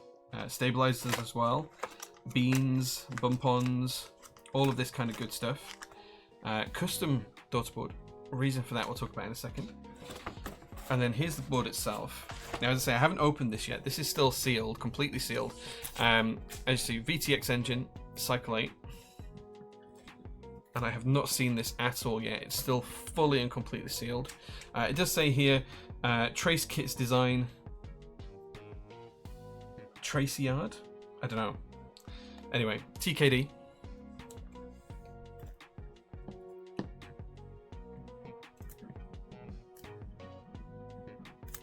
Can't get into this. I wish I had a knife here. Jay, why did you not bring a knife up with you? You knew you were unboxing stuff. There we go. I don't have any dates I can share just yet, but it's not far away. I'd be down for the cycle 8, assuming they add the weights Simon is trying, assuming they're good. I don't know what weights he's trying.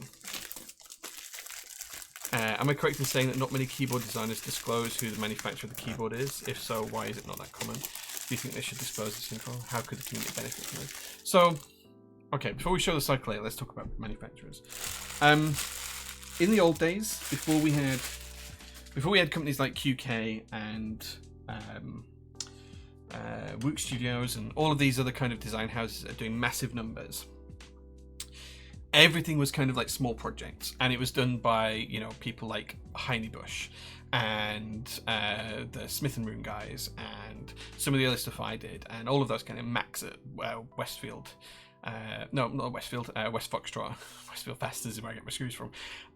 You know, all of those kind of makers and designers were kind of making their own stuff, and they were making like, let's say 50 boards at a time on average. And they used to keep the manufacturers relatively secret because they didn't want other people using the same manufacturer and impacting timelines or making like competing products from the same manufacturers and stuff. A lot of it was kind of protected, not necessarily to gatekeep, but to kind of prevent delays, and they'd spent time and effort finding those manufacturers and a lot of money as well, their own personal money, because this is before vendors were really a thing. So you spent a lot of money making prototypes with different manufacturers until you found one that you were happy with. So you might buy 4 or 5 prototypes of something, thousands of dollars. You found a manufacturer that's good. You want to protect your sources. So I completely get that. One of the biggest ones was probably found like 2019, 2018, 2019, maybe just before that. 2017, I think, is the first thing I ever bought from them, and that was DDS. And Datesin, DDS, whatever you want to call them, they kind of became the go-to manufacturer. Now, this is open information. You go on the Keyboard Atelier Discord, it's all, the name's been out there since 2021 or something like that. But at the time, a lot of like smaller designers had found this manufacturer, and we were all using them, and no one really knew that everyone was using the same manufacturer, and slowly that kind of came to light. So I remember years ago when Noxury was still a thing, I sat down with Noxury in a coffee shop at Anthony, and we were talking about manufacturers, and he wouldn't tell me the manufacturer, and I was like, does it begin with this letter? And he's like, oh, actually we're probably using the same one, and all of this kind of stuff. And it wasn't Datesin, it was another one. But as we kind of progressed more and more through the hobby, those became more open. They started to list their services on AliExpress and other places, so you could find them that way. And now kind of like anyone can find a manufacturer if they want to. There are some good manufacturers, there are some bad manufacturers, there are some mediocre manufacturers, and the prices you get vary wildly depending on how much you've worked with them, how big of a company you are, what kind of volumes you're doing, what kind of finishes you want. And it's not really a very straightforward question to answer because there's so many different variables. We've probably worked with over 200 different factories. There's probably only 10 I would actually use to go forward. For example, the factory that you use for Oceanographer, I'd never touch them with a barge pole again. I didn't pick them. Taylor at Eternus picked them. They did a terrible job on the cases overall, and I don't think there's a single A stock in that whole group buy. I think everything's B stock. But then again, you look at, you know, what DDS was doing back at the time, they're doing great stuff. DDS we haven't worked with for nearly 2.5 years now because their quality went downhill and I didn't trust them. So the original run of JO2s was done with DDS. The last one wasn't, it was done with a different manufacturer. So I don't think that people should disclose who they're manufacturing with, because what happens then is people reach out to manufacturers and ask, oh, what did so-and-so buy? How many did they buy? You know, and it being China things, numbers get out and design files get out when they shouldn't do. And then you've got other manufacturers like QK who have all of their own production facilities in the background, you know, producing the QK and the Neo stuff. They've got factories dedicated to just their stuff. So, like, you know, it's really different and it's really difficult to say, but it's not really a thing anymore to worry about your manufacturers being leaked or anything like that. And people don't hide them as much anymore because there's no need to anymore. It's kind of like become beyond that. As it's become an industry, factories have changed, manufacturers have changed. Like, everyone knows I make keycaps with GMK. You know, that happens. You know, it's a thing. Everyone knows it's the manufacturer. So I don't think there's any real...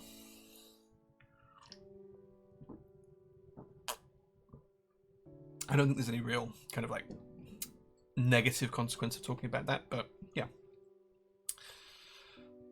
Keyboard Cold War era, maybe. It's a little bit of the the realization across the hobby that everyone was using DDS must have been quite funny. Yeah, like there was a load of really exclusive like designer only discords at the time, and I was in some, I wasn't in others, and some of them were very kind of elitist. For example, I was told on one that I wasn't a designer, so I wasn't allowed access because I didn't know how to use CAD at the time, despite the fact that I'd done like Jim K Midnight Rainbow and the original JO1 and everything else. Because I didn't personally do the CAD design element, I was not a designer. And I don't think I'm particularly a designer these days, but like it kind of felt like a bit of a misnomer at the time. So it was a really interesting time. It was really fun. Now it's not so secret. Yeah, like it's just one of those things. What has DDS been messing up of us? Like the last time I used them, they were shipping out products without screws being fully tightened. The screws were coming out of products and they were scratching the boards in shipment. They weren't packing things correctly. Their prices increased astronomically by about 80%. And they just priced themselves out of the market. They also changed their anodization process a little while ago, and their new anodization process is not as good as the old one. So yeah, what a classic. Yeah, it was. I bet those people hated it when everyone gave out so many resources for free. It was probably why, I think people disliked me in that probably because I did give out stuff for free at the time as well. Like I shared stuff on Top Clack back in the Top Clack days, who I was working with and stuff. And I don't think they liked that either. But it's fine, it's whatever. Like, it's whatever. So yeah. So I don't think it's that big of an issue. Anyway, Cycle 8 time. This is the Cycle 8.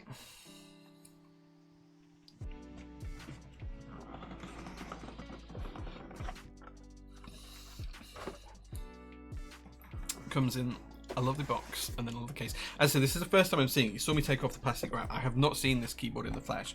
I don't know what color I've got. I don't know what layout it is. We'll just see. Please be hot pink. I'd love it if it was hot pink. For my one-off, I just used the one unusual recommended. It came out at 335 for a 2.5 kilogram TQL. Very good value, even if a tiny bit of sus menu. Yeah, not showing factories equals 1.5 month turnaround. Like, maybe for a prototype, not for like 200 keyboards. If this is Ruby one, I will go feral. Yeah, man, you chose this for me. I have no idea what color this is. Or if you did tell me, I've forgotten. So I don't actually know. So we'll see in a second when we open this. It might be Sharon that you told anyway, not me.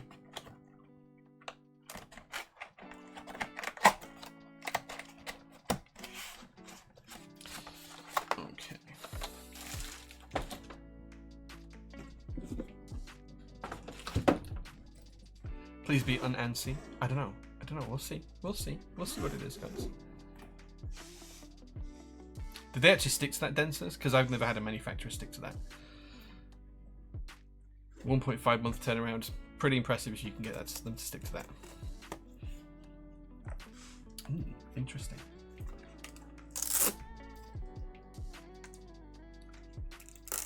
Blue balls is real. Okay, so bear in mind this is just an unboxing today. We'll actually do the full-on build in the coming weeks. It's not mint, it's silver. Silver with a really nice brass 3-tone weight on and the little red logo there in the middle. Have you seen this though, guys? Look at this. Look at this stepped cutout. That's so cool.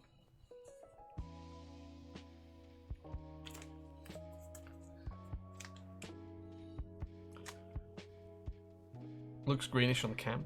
Apologies if it looks... The green tint you're seeing is from the sign on there, though. Like, look. If I hold it like this, if I reflect it in the right way, you'll see green from the sign behind, but it's absolutely silver. It's not mint. Look, you're just seeing the reflection from the green sign.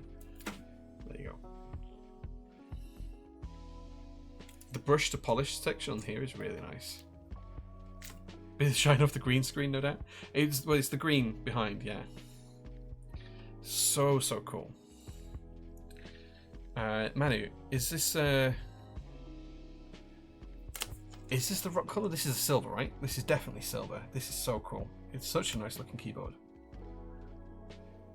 We'll do a proper unboxing. Like, it's covered in plastic at the minute, so please bear that in mind. But we will do a proper build stream in a couple of weeks' time on this. And then we'll probably give it away as well. Cycle 8 is a keyboard that should not exist in terms of what cost, what you get. Like, what you get for the money is unbelievable. I thought I sent you Ruby. I can send you Ruby too. Yeah, send across a Ruby. I'm happy to do an exchange menu because the Ruby is really cool. Look at that side profile. This double step here. Can you see that? Step 1, step 2. Really nice. Really, really nice. Only downside of it is the use of ribbon cable. I love everything about it, especially the titanium options. Yeah. Talk to Lolo? Cool, thanks. Yeah, it's pretty cool. It's pretty cool. So yeah, so we'll be building this at some point soon, unless we can trade it for the for the other one. What are the main factors in price difference between the Cycle 8 and something like the JO2? So for price, the difference between the two is volume mainly. Like the Cycle 8 is targeting selling like a lot of units. Like for the J series, we produced X number. So for the JO2s, for the Blackout we produced 50. For the SPC we produced 40, and then for the Raw ones we produced another 50. So there's only like 130, 140 units out there. There's very, very few of them. When we do the JO1, which I'm going to show you guys next, we're only going to make like 100 of them, maybe. I think that's probably the plan, to make 100 of them. We'll have a look in detail like later on at that, but you know that's why you're paying more for, because the economies of scale, you don't get the economies of scale. Like I don't think there's a market out there to sell as many JO1s as I do as we'll sell Cycle 8s. Well, here at PT we will sell more Cycle 8s than I will sell JO1s, and there's two reasons for that. One, because I don't think the market's there for a keyboard that's as divisive as the JO1, and two, because I want to keep that much more limited, because it's something that I can keep control of. To make 1,000 keyboards, you need a whole team of people who are there to do QC and remake stuff and rebadge stuff and package it up nicely and pack it and ship it out to all the vendors and stuff like that. I don't have that kind of team size or that loads of logistics, and I don't want to either. I want it to be something more exclusive. So you are paying more for exclusivity because the cost of economies aren't there. Generally in business, the more of something you produce, the cheaper it becomes per unit to produce. So yeah, Cycle 8 looks pretty good though. Pretty happy with that. Apparently titanium was really bad in China group buy. Loads of people cut through it about it. Yeah, so I did see that, honest accountant. I think people just weren't unhappy with the finishes, but we'll be really upfront about what you're getting with the finishes on this before we sell it. Yeah, I don't think there will be titanium in the international group B. No, I don't think so.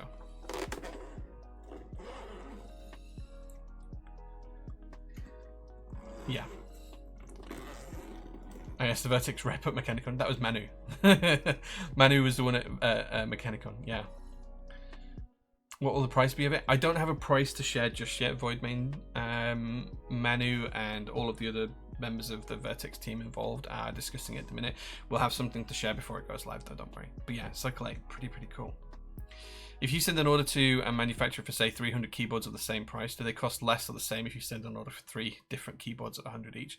So, Rue, it really depends on the manufacturer, and it depends on the level of complexity of what you're trying to make. So if I send, like, remember this is a 2-piece keyboard. Like, you've got a top case and bottom case, broadly speaking. For like the JL1, you've got 4 parts. You've got a top case, a bottom case, a middle case, and a pen rail. So if you did 300 JL1s and 300 of the Cycle 8, you'd probably get a cheaper Cycle 8 because there is less complexity in what you're trying to do. So you're in that kind of level of the question, Rue, you're comparing apples and pears. It's not quite apples to apples yet. You have to really break it down to, like, say, well, what's the cost of bottom cases? What's the cost of top cases? What's the overall cost of machining? And with something like this, there are changes to the design to take advantage of like sizes of materials. So when you go to a manufacturer and they're buying in the raw aluminium to make stuff out of it, that raw aluminium comes in set sizes. So you know, I can't remember what they are off the top of my head, but it'll be X length by Y height by Z length, X length by Y height by Z depth, right? Okay, so let's say it's like 3 centimeters thick. You can then change your part size to fit the ingots of material you're buying so that you don't need to mill as much away. Whereas with the JO2, we don't take that into consideration because that's then a compromise to how thick we could have the mid tiers, the top tiers, the bottom tiers, all of that kind of stuff. So there's absolutely opportunities there for you to look at that, and if you design your keyboard in such a way that you are trying to minimize the cost to produce it, then you can absolutely do that. And you know, Cycle Series is a great example of that. You can still end up with a really, really cool and exceptionally powerful product.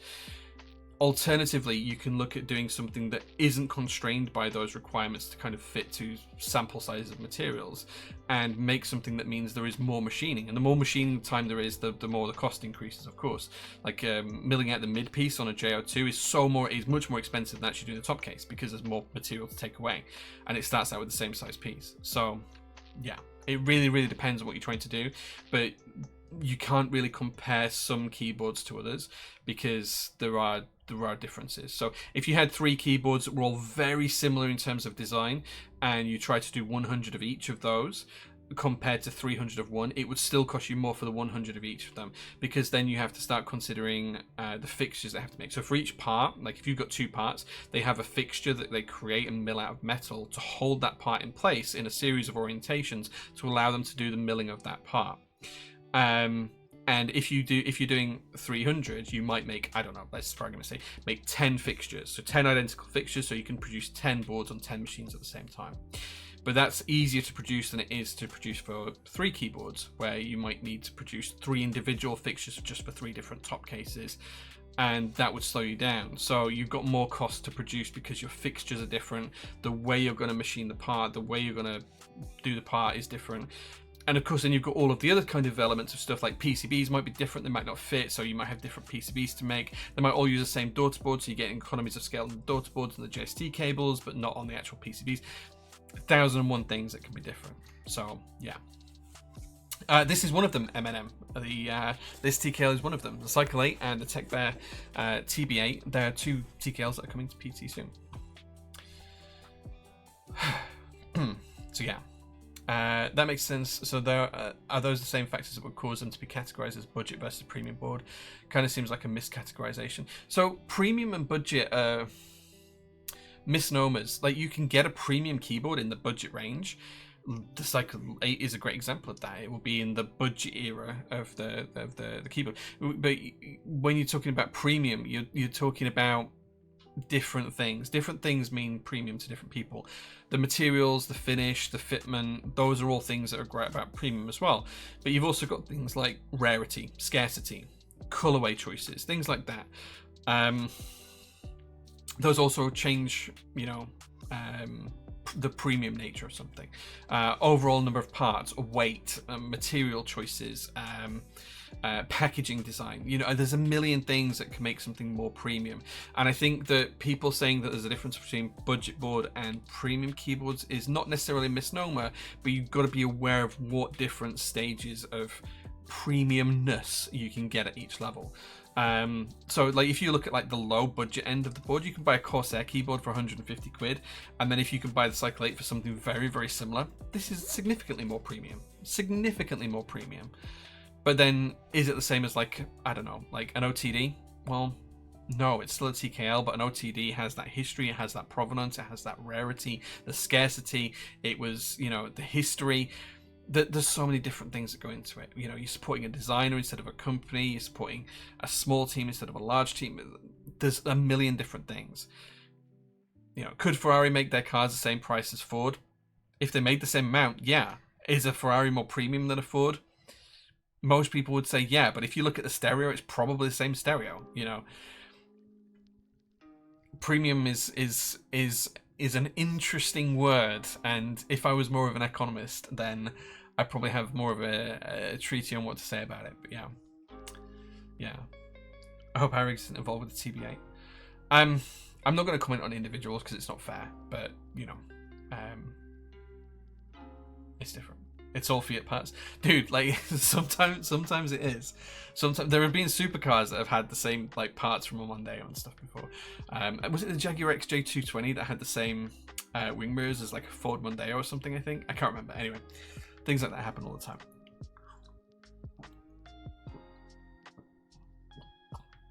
But premium premiumness, which isn't really a word, but premiumness is generally in the eye of the beholder, right? Aston Martin with Ford Focus interior parts. That's probably what I'm thinking of. Yeah, probably what I'm thinking of. Metro Realize. That's what. Yeah, I knew it had something like that. Yeah, we've already opened this TKO. We've shown it off already at M&M. So yeah. Speaking of being an economist, did the talks at the MK UK meetup end up getting recorded? They did, and they'll be available very soon. Rue, who asked the question earlier on, is actually one of the speakers. He was our resident economist at MK UK, using data from PT to make his talk. So yeah.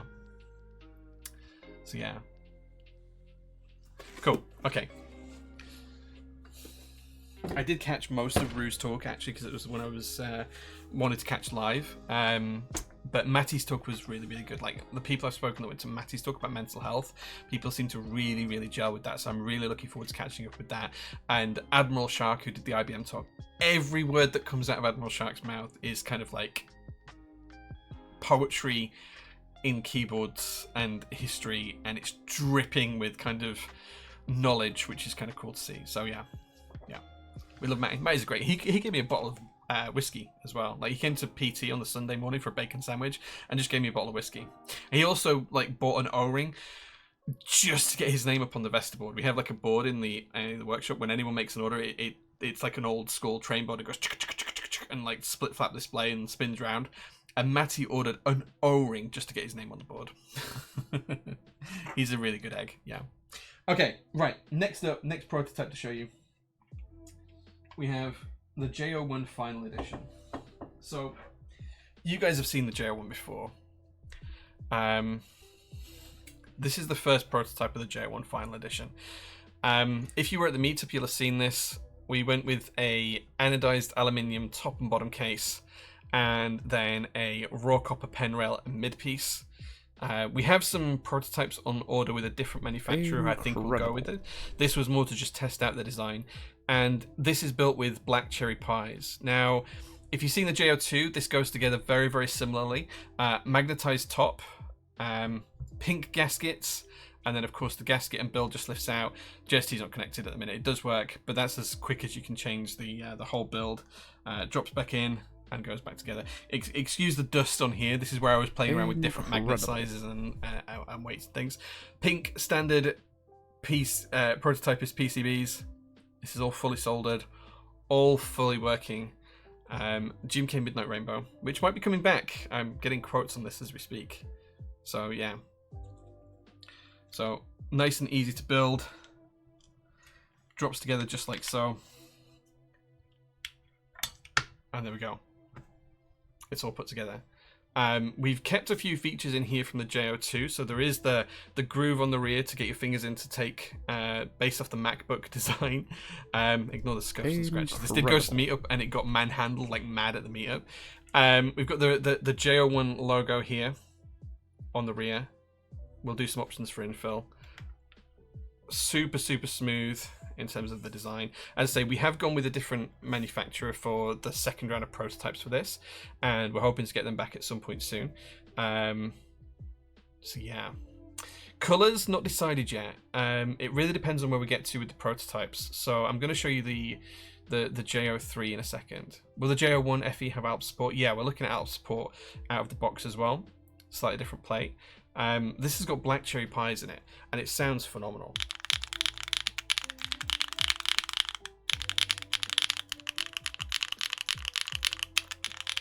So yeah, Alp support will be there. Do you have any indication when the JO1 will be up for sale? Just trying to prepare my wallet. I want to do this as a pre-order, so I want to kind of have these at least started in production before we sell them. Same for the JO3, which we're going to look at next. I'm hoping Q3 this year. These are the same black cherry pies that we stock, yes. These are straight out of our switch tub that we sell. These are hand lubed switches.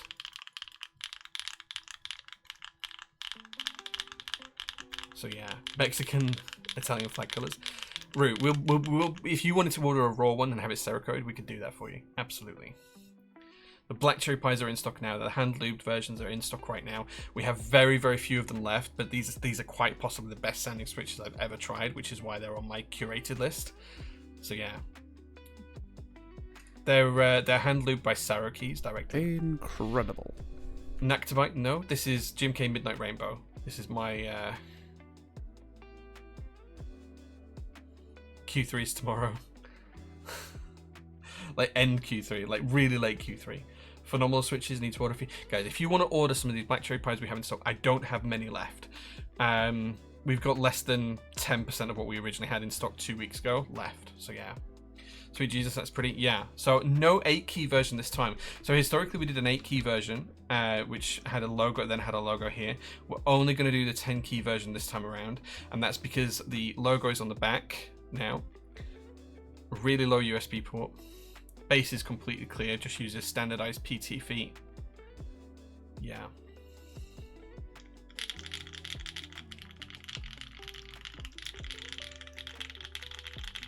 They're such good switches.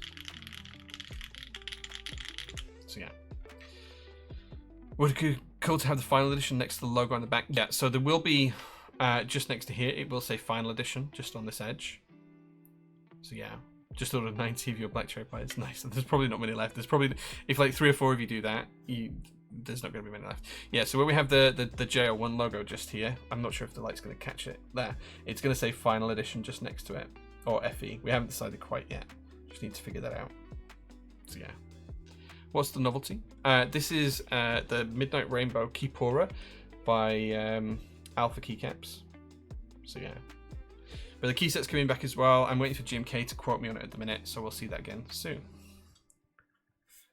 The Germany? No, nothing to do with me. I did own one, but nothing to do with me.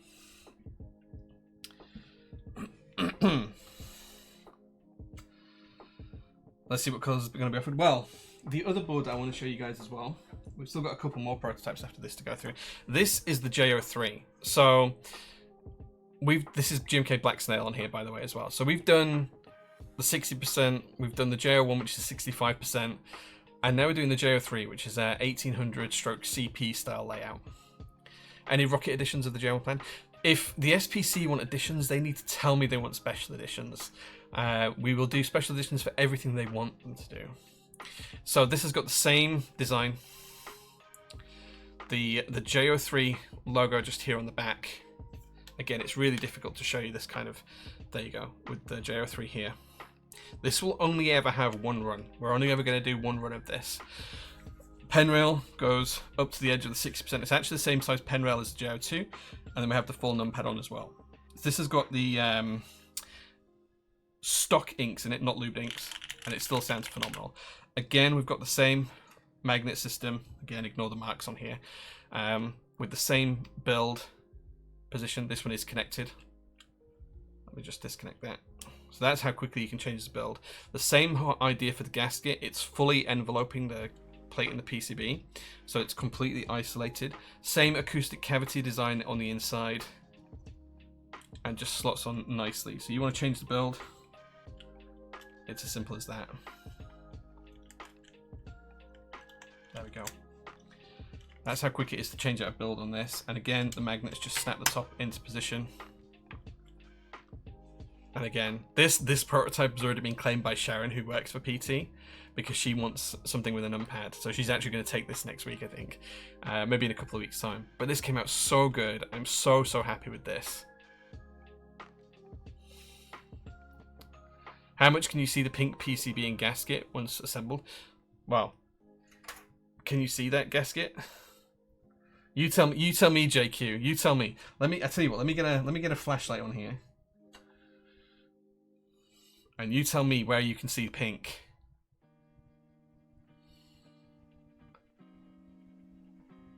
Oh, there's a flash of it just under the space bar there.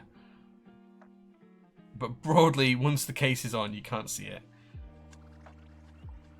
So the other thing as well is when we do this, when we put, whilst I've already had all of the gaskets made in pink, that was just for fun. Like, it was just easier to, like, when you're doing prototypes gaskets, it's just easier to order the whole batch anyway. So I already have all of these for the group buy, but we'll do a dark grey version as well. So there'll be a dark grey version which will blend in much nicer if you prefer it. So yeah. There you go. But once it's on, you can't really see the pink anyway, so it hides it completely. So yeah, so absolutely. Now these are fully copper. These aren't anodized copper. These are actually copper parts. Now for the actual group buys, the two colorways I've decided on for the JO1 and the JO3 that will definitely happen is we will have white and copper, and we will have black and brass. So we'll have white and copper and black and brass. Those two will definitely be an option. I haven't decided on any third or fourth colors, but I think we'll do 4 colors in total, maybe 5 if we do an SPC version. So yeah, as you can see, the JO1 is pretty much the same size as the 1800. It's just a fraction different in size. Like I'm talking like half a centimeter difference in size. They're really similar in terms of size and layout, mainly because of the macro column and the expanded explosion here. But yeah, they're both really cool boards. Full copper inverse would be pricey. If someone wanted to commission that, we'd do it, but it wouldn't be something that would be specifically offered. Yeah, prices, I don't have anything to share on these right now, but these will both only run once each. Once these are gone, and we're only going to do between 50 and 100 of each, once they're gone, that's it, they're gone. I'm not going to bring these back. The J series will be done. We've got the JO2s that are in stock now. Once they're gone, they're done. JO1 final edition, once this is done, it's gone. JO3, one shot. Once these are done and gone, that's it, we're not bringing them back. So yeah, black and copper looks so good. It does, right? It just hits different, but it works really well with white, and I think the brass and black work really well as well. GMK copper would let the dogs danglers on that board. It would, yeah. SPC JO1 with stainless steel parts would be epic. Well, SPC guys, you need to tell me what you want to see. You need to tell me what you want to see. How do you decide how many times to run each keyboard? So, Root, that's a difficult question because, like, I'm not running these keyboards to make like profit and make money. If I was, we could probably do 2 or 3 runs of them each, I would suspect, because the demand should be there for a few hundred of them, maybe not thousands, but at least a couple of hundred. But realistically, they're a lot of work. The design is something that I feel is finished with these boards, like going back to the JO1 having the mid piece because the Rev 1 didn't have this mid piece. Going back to that design, doing the JO3, that's kind of the closure of the project for me. It's a project that's been running since 2017 when we did the first JO1, which is behind me just there, that one there. And I kind of want to close that door. I want to close that chapter. I have some other things that I want to do in the future. These are stunning boards. They really suit my personal design aesthetic, and I think a few people share those with me as well. And I kind of want to close these out on a high with some really cool products that are just like done. So that's why we're doing it this way. Other products might have different types of longevity, and it really depends on what you want from it. So it's kind of like a personal decision room. Wooden pen rail might look nice. We've toyed with wooden parts in the past, specifically on the JO2s. The issue is, like, we'd ship the wooden parts and people would try them in different parts of the world, and the wood would swell or shrink depending on where they were from and what their relative humidity was like where they were. And parts were difficult to fit together, or they'd fall apart and have slop and play to them. So wood's a really difficult thing to work with, especially when you're shipping it internationally. So I don't want to do that. But once we close down these projects, we probably make the pen rail files open source or something like that. So yeah.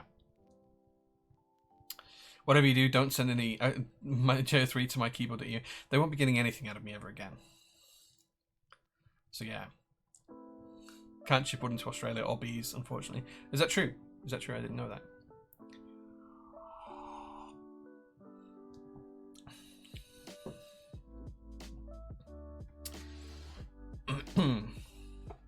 So yeah. So we've done white and copper before, and we've done black and brass before. We're going to bring it back for both of these soon. So yeah. I hope you guys like them. This sounds so good. It just sounds so good. Okay. Next prototype then. I have 2 more to share with you today because it's a stream full of prototypes. Next up we have a TGR.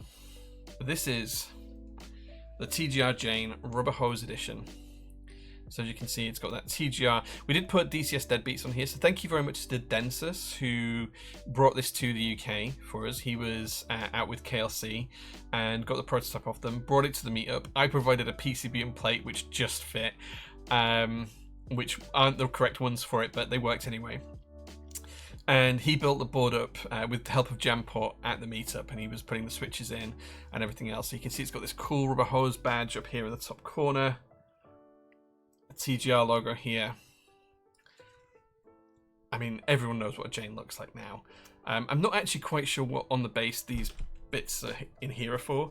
I suspect it's so we could get the weight out of the bottom. But it's got this cool big piece of stainless steel at the back with the design here on as well, which is going to be impossible to show you because it's so reflective. Come on. Basically, it says Jane, and it's got some elements of design around it as well from the rubber hose piece. And then on the base, it's got this huge rubber hose design on here as well. Don't remove the paper. Why can't I remove the paper? Why can't I remove the paper, Densis? Didn't they announce they're making changes to both rubber hose prototypes? There are some small changes being made, but this is very, very much what you can expect to see. Super big compared to the past. It's slightly larger in terms of how much space it takes up on the back, but it's a cool piece. The back plate is so cool. It's got all of the design features on there. The light is kind of blocking some of them there, but you can kind of see it's just such a cool thing. Remove before type. Yeah, so the back plate I don't think comes off particularly easy, which is why Densis is saying don't take it off. But yeah. Do it, remove the paper. No, I'll leave the paper in. I think it's so that you can actually prise the back plate off if you need to. But yeah, it's such a cool board. Typical Jane. Now this is not what it's going to sound like. I need to send these switches back to Densis. This is a beast of heavy keyboard as well, and it's using an aluminium plate, which is probably not the best choice for the board as well. The plate's actually from a Freebird.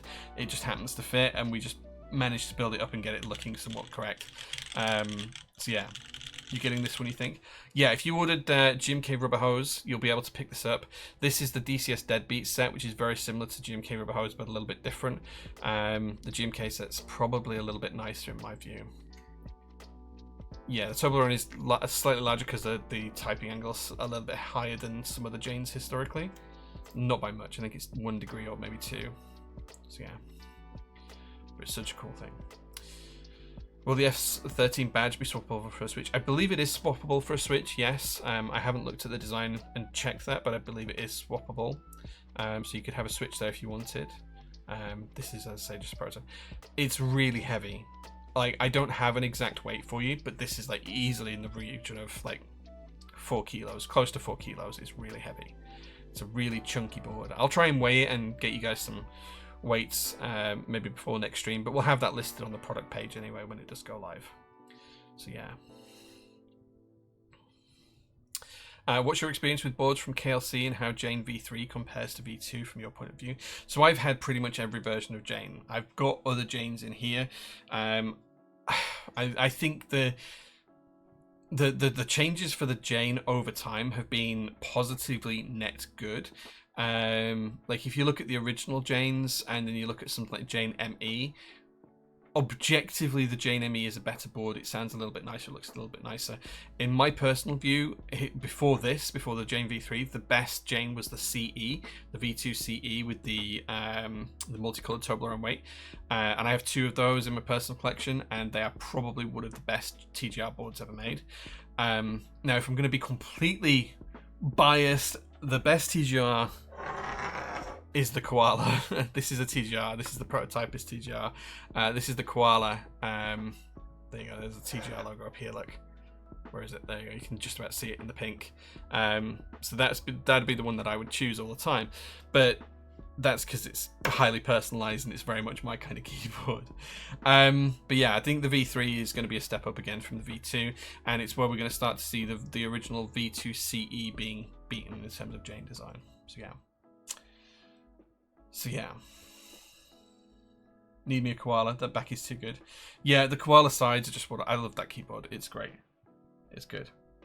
We lost the internal weight with the ME though. Bit of a downgrade. So I get that argument. I kind of feel like that's like just a bit of a, again, it's one of those misnomer kind of things.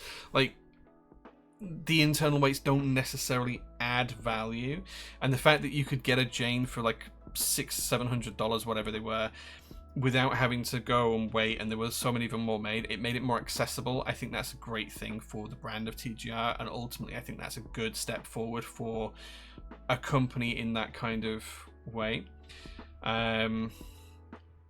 So, you know, it's really difficult. I'm struggling to find the words here. Like the way you say things are better or worse is really dependent on a number of factors, and it's not necessarily just about the quality of the keyboard, because other things are there as well, like price and things like that. Like, this is going to be more expensive than an ME, significantly more.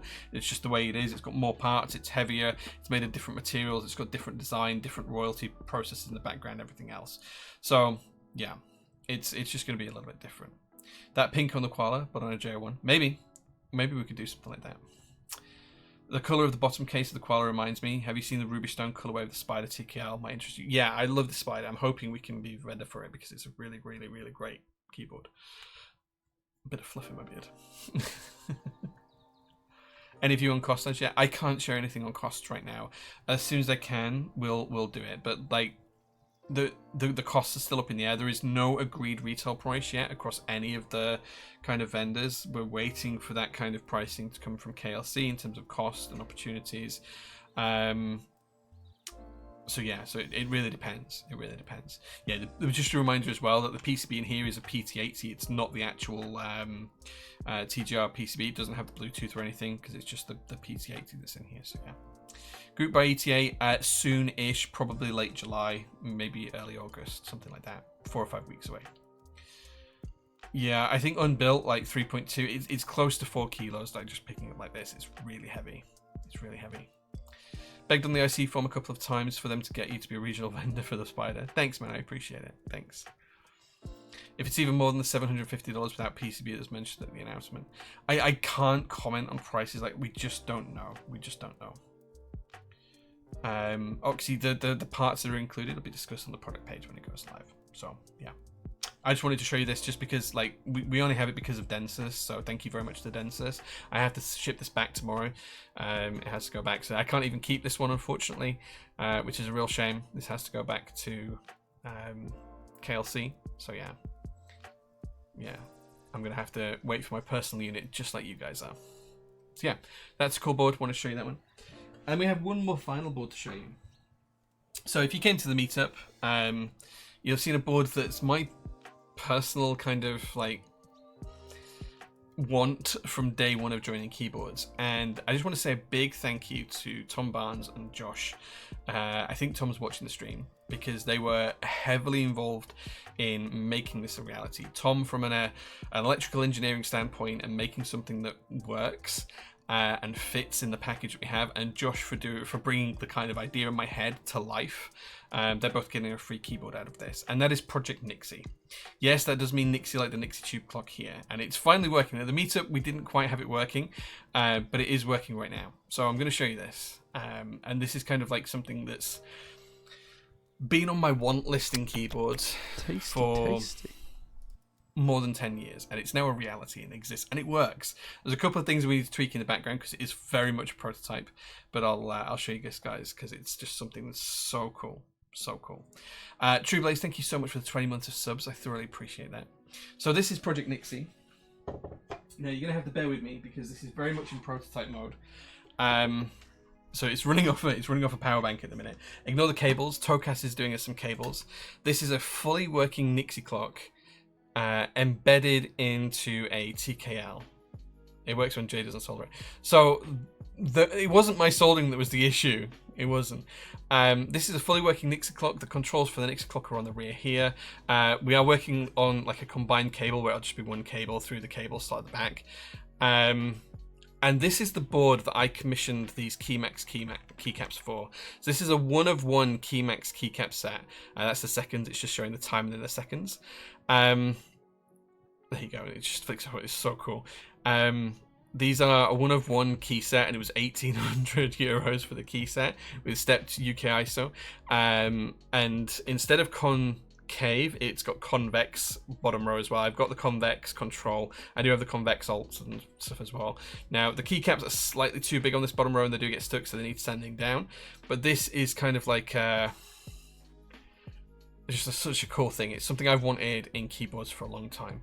The first thing you'll notice is there's no external screws. It does have these really cool finger holds to pick the board up. This is raw brass as well. I want it to tarnish over time, so it's going to tarnish over time, and it's going to change. The back of the keyboard is just the cables. That will be one tidy fixed cable. It won't be so that's all going to be just one cable at some point soon. Tokas is the man for that. This is raw brass again. This is the clock controls. And again on the other side, e-coated, and it's just super cool. And again, no screws externally at all on the keyboard. The reason for that is because we use a new method of holding this case together, which is so cool. Yeah, the daughterboard is dangling out because it doesn't actually need a daughterboard. It was just to work it. So this uses a fixed cable inside, but I've like soldered on the daughterboard just to get it something connected, just to make sure I can program the PCB. So bear in mind, this is very much in prototype. There's only 3 of these. There's no plans to run it as a production model because it'd be too expensive. You guys just wouldn't want to pay the money that this would cost. It does have Nixie emblazoned on the rear here as well. You can see just there because this is Project Nixie, and this uses a very, very new construction method. So this is something that's not seen in other keyboards. This uses a French cleat to hold the whole keyboard together. So if you don't know what a French cleat is, it's like a system for holding up shelves on a wall. So you'll have like a platform on a wall, and instead of, if like your wall's flush here, that it'll lift out a little bit, and then you will have something that will hook onto that hook, and it can't pull the French cleat off the wall. That's how this keyboard assembles. It assembles using a French cleat system, and it's something I wanted to do in keyboards for a long time. I've been talking about it since back in Top Clack days. It does have OG Nixie switches in it.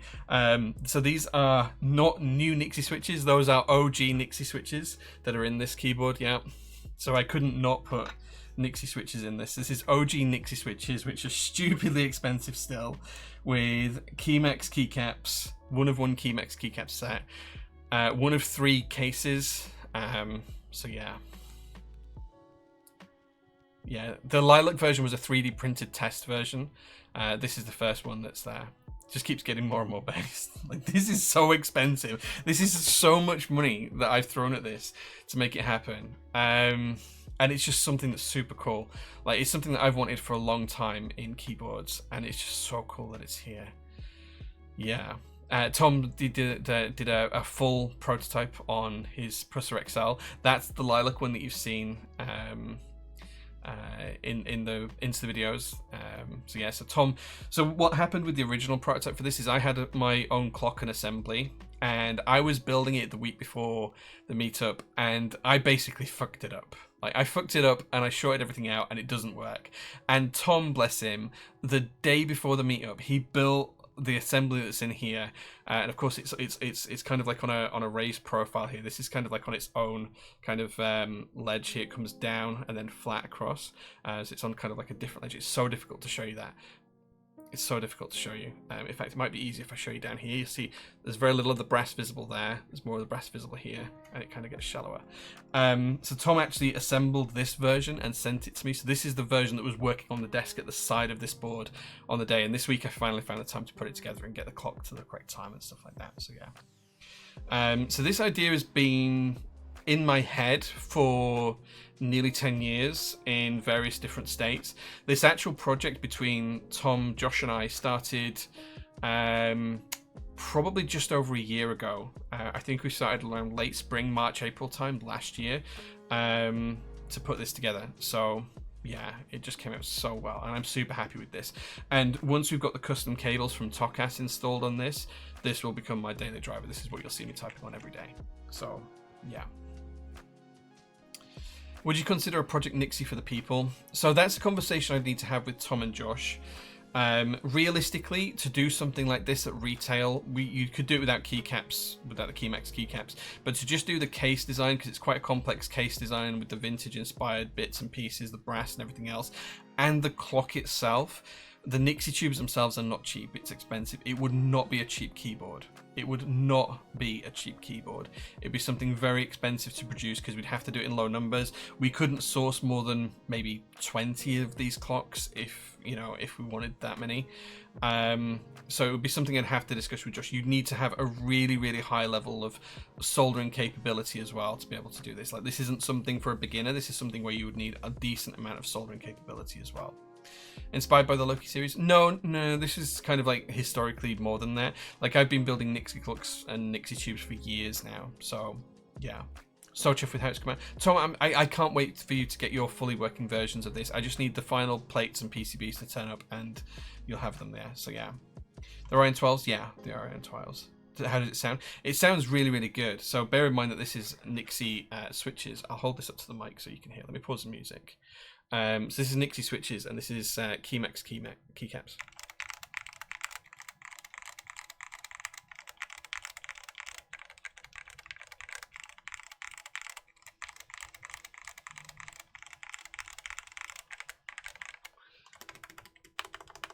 It sounds really good. Well, at least to my ear, it sounds fantastic, and it's just such a great keyboard. It sounds so good. It looks phenomenal. It looks fantastic. It's got that whole vintage aesthetic to it.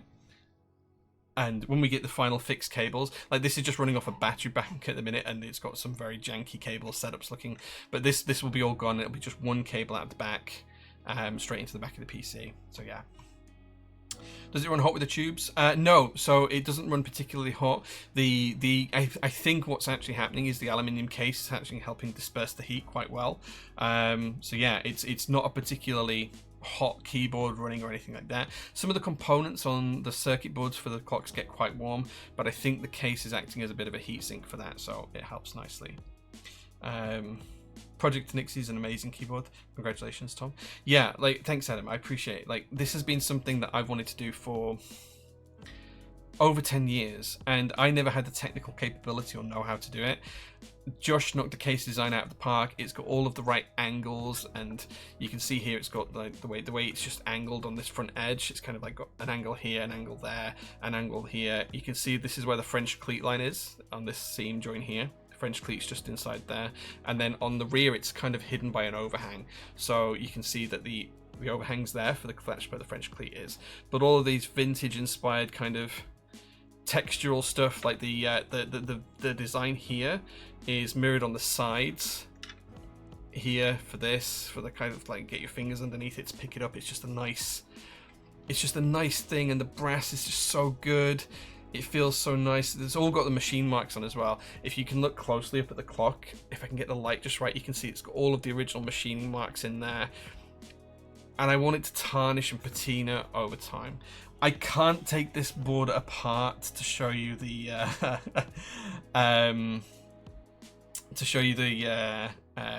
the French cleat, but I will, when we come to fit the final cable for this, I will stream that. So once Tucker sends a cable over, I'll show you guys how it all assembles, how the French cleat works, how all of the system assembles inside, because we do need to change the PCB for the top part here as well. So I'll do all of that on stream. Fortunately, the manufacturer made this PCB because it's on an angle, so this is kind of like the keyboard's kind of angled like that, and this F-row and clock is kind of angled towards the user a little bit. So that's kind of flat, and then it's angled towards you a little bit so you can read it nicely. So yeah, so because of that angle, there is a separate PCB in here that needs replacing because the manufacturer made it wrong. That's on its way to us now, so I do need to strip this down and rebuild it properly, and I'll show you guys how it all works when we do that. I'm generally quite hesitant to spend a lot on a single board, but I wouldn't hesitate to spend an unreasonable amount of money on one of these. Not that hot, but would it burn, saying Eyebrow? Maybe it would, yeah. Maybe, wait, wrong eyebrow. Maybe it would, yeah. I have like that much of my eyebrow missing because I burnt myself, because I'm an idiot. So yeah. Are you buying some of those keys from Josh and Tom? No, it's up to Josh and Tom what keys they would like. I cannot afford to buy them, but I am paying for them to have a full case and setup as well. Fitting all the gubbins was no mean feat. Yeah, like just getting the package together for this to work is incredible. Tom had to redesign a lot of PCBs and parts in here to get this to fit. So yeah, it's a really beautiful keyboard and sound that feels really nice. Thanks, man, I appreciate it. Good night, Bloody Eds. Thanks for being here. Appreciate it. you're intending to put MVX Pro on yours, I think that'll work really, really, really well for a key set. So yeah. But yeah, Nixie clock in a keyboard. It's just such a cool thing. Just such a cool thing. I'm so in love with this. Like, I can't express how much I love this thing. So yeah. Amazing combination of new and vintage design. And a key, it's just so cool to me. Like, this is just something that I've wanted for such a long while. Yeah, and the Keymax keycaps just set this off. And anyway, I don't even want to know how much I've spent on this, like, just from a time perspective, getting Tom and Josh to actually do this for me, because they didn't have to. So thank you from the bottom of my heart to both of those. Like, everything just came out chef's kiss. Like, it just came out so well. The clock works, the design looks great. They just did so well. Like, they just like plucked ideas out of my head and made them reality, and that's really, really great. All of them are the same color, yeah, because we only made 3 of them. So yeah, incredible. Yeah, imagine this with contactless switches, Hall effect. Maybe the French cleats on this. Yeah, the French cleat is just such a cool idea. When we take it apart, I'll show you how that works. But it's basically like hooking together, so you can't pull it apart, and the end caps stop it sliding apart left to right. But it's a really, really cool design. And it just works so well. It just works so well. So yeah, so all of them are the same color. It's like an beige with the brass. If the guys want to get them Cerakoted, they'll be able to. Does it mean you've reached keyboard nirvana? For me, a little bit. This is keyboard nirvana. Just a few short tweaks away from finishing this up. So the custom cables, and then just swapping out this top kind of second PCB. And then everything will work, and it's just great. It's just great. It's just great. Like something out of a Cold War bunker. Well, it's kind of like exactly what it was. Sounded like a cat call. I'm so happy with this though. Like, I'm just so happy. Oh, like, I can't tell you guys how much this means to me. If you would like to see these in production, we could maybe produce a very small number. Please do let me know in the Discord if you'd be interested in one. I'm not promising that we will ever run it, and it would not be cheap. It would be very expensive. But if you would be interested in dropping an absolute crap ton of money on it, let me know in the Discord server. And if there is enough numbers there, I will discuss it with Josh and Tom. If they tell me no, it won't happen, and it will just be for us 3, and that'll be it. If they are okay with me selling a few, we might sell a few, and I'll make sure they get paid really well for doing it as well. So yeah, that's the potential. I need to have that chat with them though. So yeah. Right. Okay. So that is all of our. It wouldn't be a couple of thousand. It'd be 4 figures, but it wouldn't be a couple of thousand. It would be like, you know, I think realistically it would be somewhere between 11 and 1,200 quid each. 11 and 1,200 quid. Yeah. That's kind of like the ballpark figure, I think. Sans keycaps. That would be for everything here working apart from the keycaps and switches. So yeah. And you would need to be exceptionally talented with the soldering iron as well. So yeah. Not unreasonable at all. Yeah. Like, the guys just blew this away. Like, it would be... I think the PCB is fixed ISO. I don't think it supports ANSI. I'd have to double check. But yeah. I'd have to double check. Sounds decent for all the complexity of it all. It is not an easy build. It is, like, just to take it apart to put the clock in was nearly 2 hours of work for me to get all of the ribbon cables and everything else that connects in there. The actual controller board for the clock sits here, and it's a very, very tight package, and the French cleat just makes it a little bit easier to assemble than it would be for a standard top or bottom mount keyboard. But then of course you've got the top mount for the plate and the PCB assembly as well. So this is using a POM plate. I am going to get a carbon fiber one for this eventually as well. So yeah, that's less than an aftermarket Singer keyboard, sure, but it's still a lot of money, and yeah. rip on the fixed ISO. I think it is fixed ISO. I'll have to double check. It may not be. I don't have the PCB to hand, but I don't remember seeing the ANSI option on there. I'll have a look. Is there a hatch with a toggle switch to launch the nukes?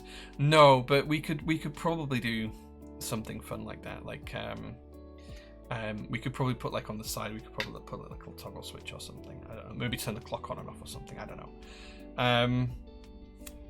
But yeah, it's a cool thing, and Tokes, as I say, is doing some cables for us that will tie the DC 12 volt input that's needed for the clock and the USB connection for the PC into one cable as well. It's a lot of money, but it seems very reasonable. Yeah. Does that possibly mean a new CF plate group buy when you order a plate? Yeah, I am going to do a CF plate group buy soon. Where's the magnetic mini air fryer on? Dude, we tried to do mag mount years ago, did Flex and I, and no matter which way you do it, it's compromised so much that it's not worth doing. Like, I know it's on the new Zoom V3s, and it's like, there are better option mounts on it. There are. If I get one, I will ask for a weekend keyboard building retreat. Okay, so actually this brings me on to something else. Before we play marbles for some free GMK, this brings me on to something else. I've been toying with the idea, since we discussed it jokingly in the SPC, of doing a PT sleepover here at the workshop. So you'd get to come to the workshop. We'd get pizza and takeaway. We'd maybe play some cool games, and we'd do like a camp inside the PT workshop on the floor here. We'd do some like air beds and stuff like that. It'd probably be SPC only, but if that's something that you guys would be interested in, the Great PT Sleepover, let me know, because like I'm really tempted to do something like this, like make it like almost like a D&D style like game on in the night time. I've talked a little bit with Blackbrook about this because he's an amazing dungeon master. Something like that. The insurance would be a cost, yes. I would have to cover the insurance, but do like a PT sleepover here at the workshop. There's only one bathroom, so it'd be tight on bathroom space, but it'd be quite fun to just have everyone come over, spend the night. We could order takeaway, we could play some cool games, and then the morning after, I'd want to do a scavenger hunt, but I'm not thinking like small scale. I'm thinking like big scale, like within a 10-mile radius of PT, do like a scavenger hunt on the second day. No number twos. So if you're in the SPC and you'd like to do a PT sleepover, it'd be probably one Friday or Saturday night. Maybe late summer, early autumn, before it gets too cold here, because it gets quite cold in the workshop. Let me know, because I would so love to do like a scavenger hunt and a PT kind of meetup where we do like a D&D style game on the night or something like that. Maybe not D&D specifically, but one of those kind of role-playing games, and we all get to play together. And maybe we could have like 20 people here or something like that. Is that something that'd be interested in? Is that something that you guys would be interested in? I don't know. Let me know. Let me know what you think, guys. Like, especially if you're in the SPC and you actually come to this.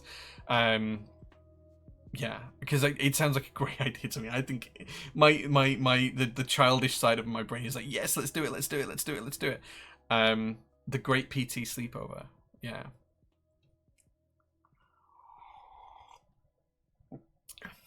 It'd be really fun. like I've got it in my head that it's going to happen now. This hobby's not toxic. There's some people in the hobby that are toxic, but the hobby itself isn't toxic. I'd be 100% down for it. Cool. We'd have to have some ground rules, but yeah, it'd be really fun. I mean, let's do it. The Great PT Sleepover. We just have like loads of air beds out, and people could bring camping gear. It'd be really fun. The train from London comes straight through Bradford, so you can get the train up. When he said sleepover, I imagine Jay lying in his belly, kicking his feet in the air.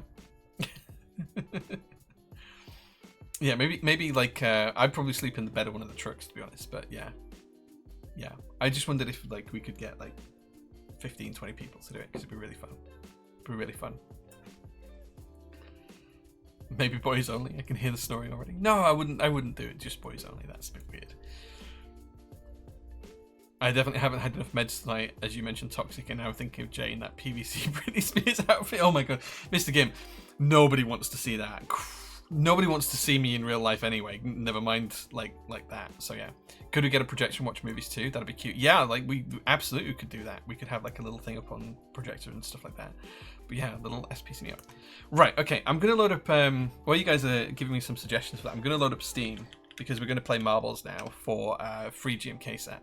So let me get Marbles going. Oh, I've got to update it. It might take a minute. Yeah, we could do like a get here for like 4 o'clock. We could have, you know, like take away and watch some films for a couple of hours. We could do like 8 till 11 or 12 as like a role-playing game type adventure type thing. Maybe we do some goodie bags for people to take away, and then we could have like 3 teams the next morning doing a scavenger hunt. But I'm not thinking like I'm thinking like big with the scavenger hunt, like within a 10-mile radius of PT, not just here at PT HQ. I'm thinking like big scavenger hunt. So yeah. Okay, I'm gonna hit play on that now. Let me get that up.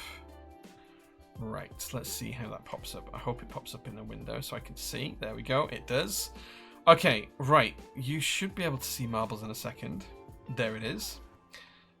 In fact, actually, I'm going to put it this side of my screen so I can actually see chat at the same time.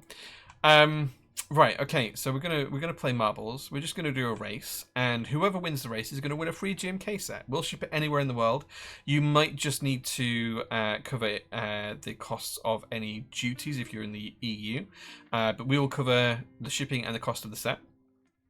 Let's do a community map because the community maps are always fun, and let's do something that's got like mind the Nixie, Product Nixie out of the way. Let's do something that's got like a pretty high elimination rate.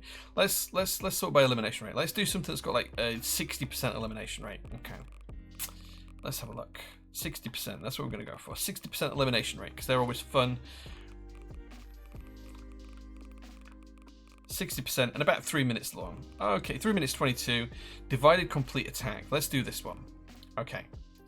So, you guys are going to have a few minutes to do !play and get yourself into this.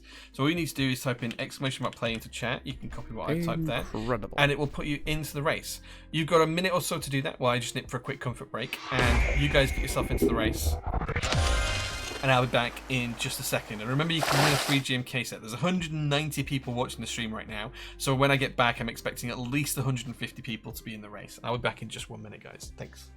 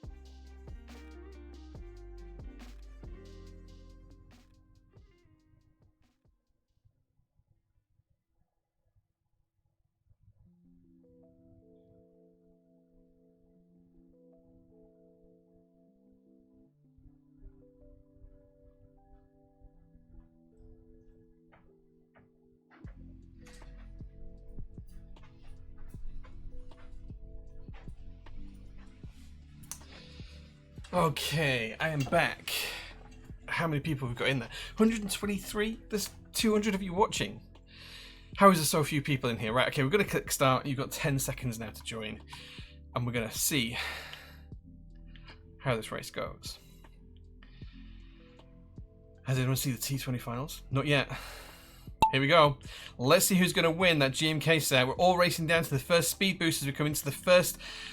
obstacle of the hobby. It looks like, oh, Sarajiman might be in the lead. Who's there? Bit of a teleporter here. Let's see where people go. Whoa, flying through. Impossible to see, but we can see Beryllion is down. Beryllion is dead. I do not know who is in the lead. Gouty's there. Okay, so Citron Caramel is in the lead. Duodod is not too far behind. Blackbrook's winning as well on the other side of the map as we look there. Alvy's coming through as well, but getting stuck. Swoop now in the lead, but Omnibon's flashing through as fast as he can. IMADM on the other side is taking the lead as well. Lots of people slowing down. Citron Caramel back in the lead here, going up the escalator section. This is really, really close though. Lots of people in the race here.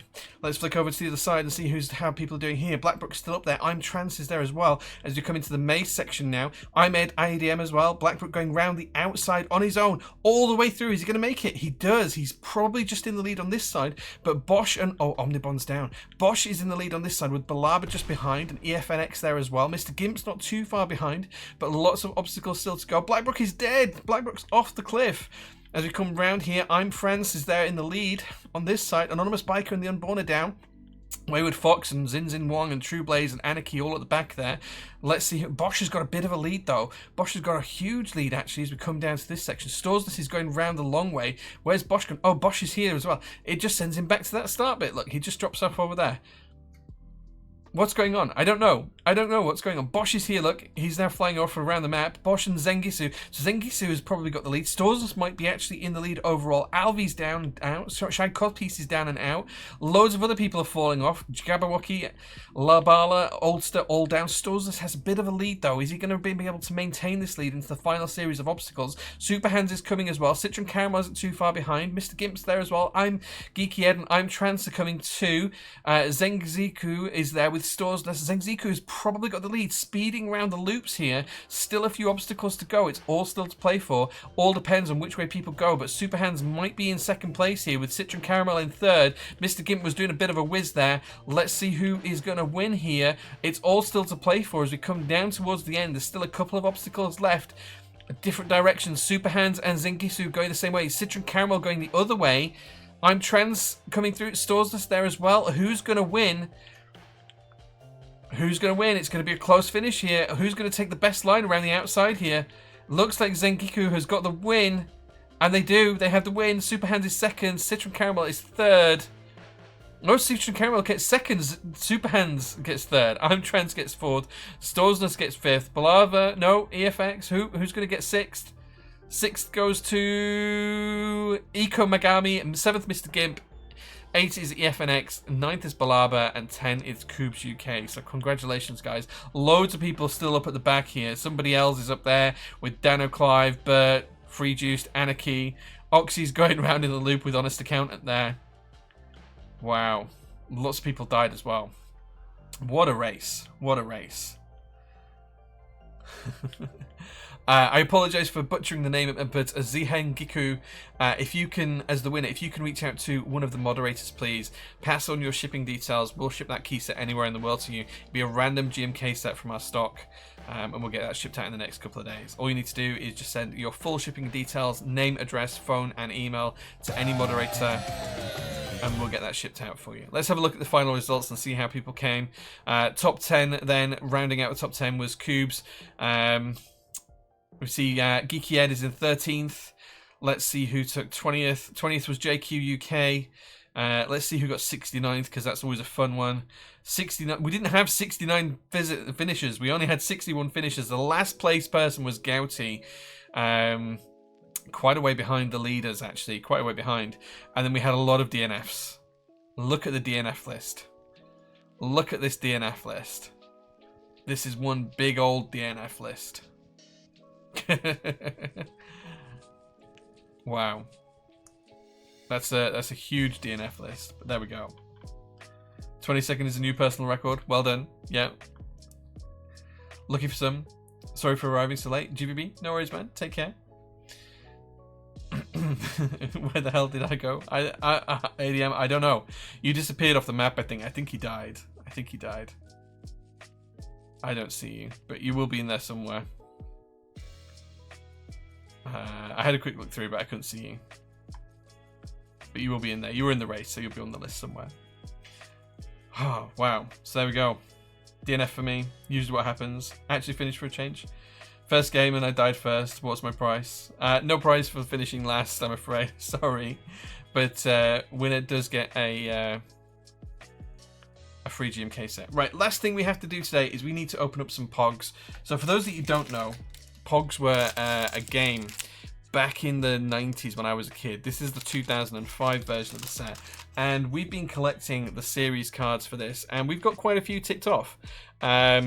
We have some duplicates which are going to start making their ways into SPC packages quite soon. But I figured we'd try and see if we can open 2 packets and get any more of our Pog collection ticked off. So without much further ado, let's open these up. This is how they should handle the My Keyboard at You liquidation. Maybe. Poggies, yeah. Let's see if we can finish off some parts of the collection today. These have been sealed for like 25 years of these, 20 years of these Pogs, so we don't need the card, so I'm going to get rid of that. The first thing we have is the Slammer. This is what you use to flip the Pogs over. We already have that one. That's a duplicate. That's going to go into the duplicate pile. And then in terms of the actual Pogs themselves, these are little milk caps with cool designs on. We have this one, which is some kind of female superhero. This is called Cherry Bomb, and it's number 10. That is a brand new one. We don't have that one, so let's tick off Cherry Bomb, number 10. As I say, all of the duplicate ones that we have, which we have quite a few of now, these are going to start making their way into SPC orders over the next couple of weeks. So you might see some Pogs in your orders soon. We've got number 8, which is a Magician.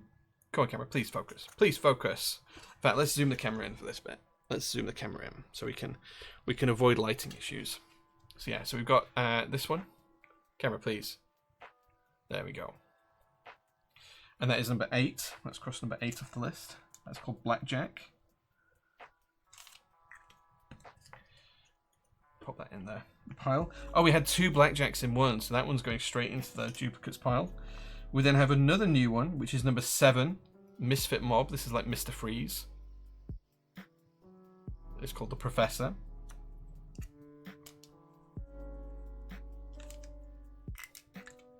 How much do these cost? Adam, I had to buy a full tub of 60 sets, which is over here. This is like a full box of like packets. Or that would have been a retail box. It was sealed. That cost me 300 euros. 300 euros. And then we have a Yu-Gi-Oh style Pog, which I think is a duplicate. 25. 25 is a duplicate, so that's going to go into the duplicates pile. So we didn't get too many new ones out of that packet, but let's open up another one and see what we've got. These are all new old stock. They do not still make these. So yeah. That is commitment.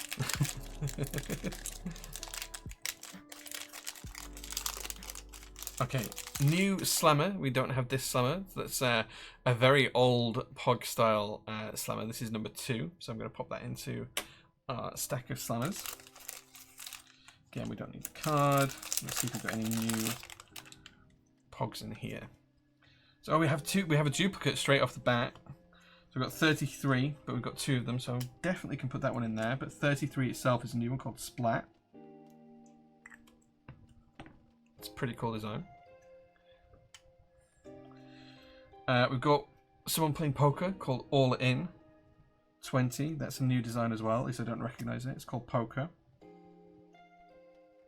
Cross that one off the list. Oh, this is a duplicate as well. We've had this one before. It's kind of like Mr. Doom. Just double check that. Number 3. Yeah, we've had that before. Okay, the duplicate pile. And then lastly, we have another new one, which is called Protean, which is number 12, part of the superhero set here. Oh, the camera doesn't like the blue on this guy. That's another new one, I think. Oh no, it's not. It's a duplicate. We've already had that one. I just don't remember it. Cool. Okay, so we're getting there.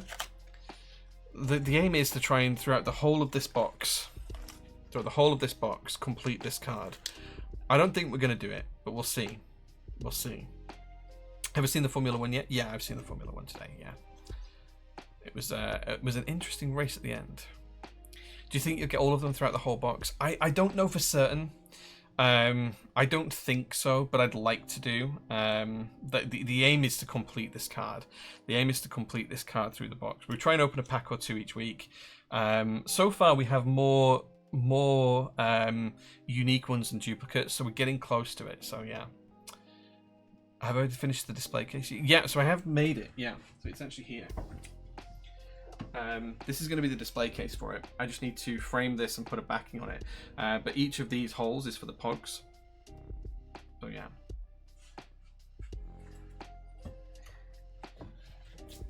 So I just need to paint that and get a little a frame for it and stuff. So yeah, so it'll work. It'll work. Would you buy more if you don't? I don't know. If we don't get them all out of the box, I'll probably try and find the individual ones I'm missing. So I've got the whole thing. They turn loads of pogs and Tazos into keyrings. That's quite cool. That's quite cool.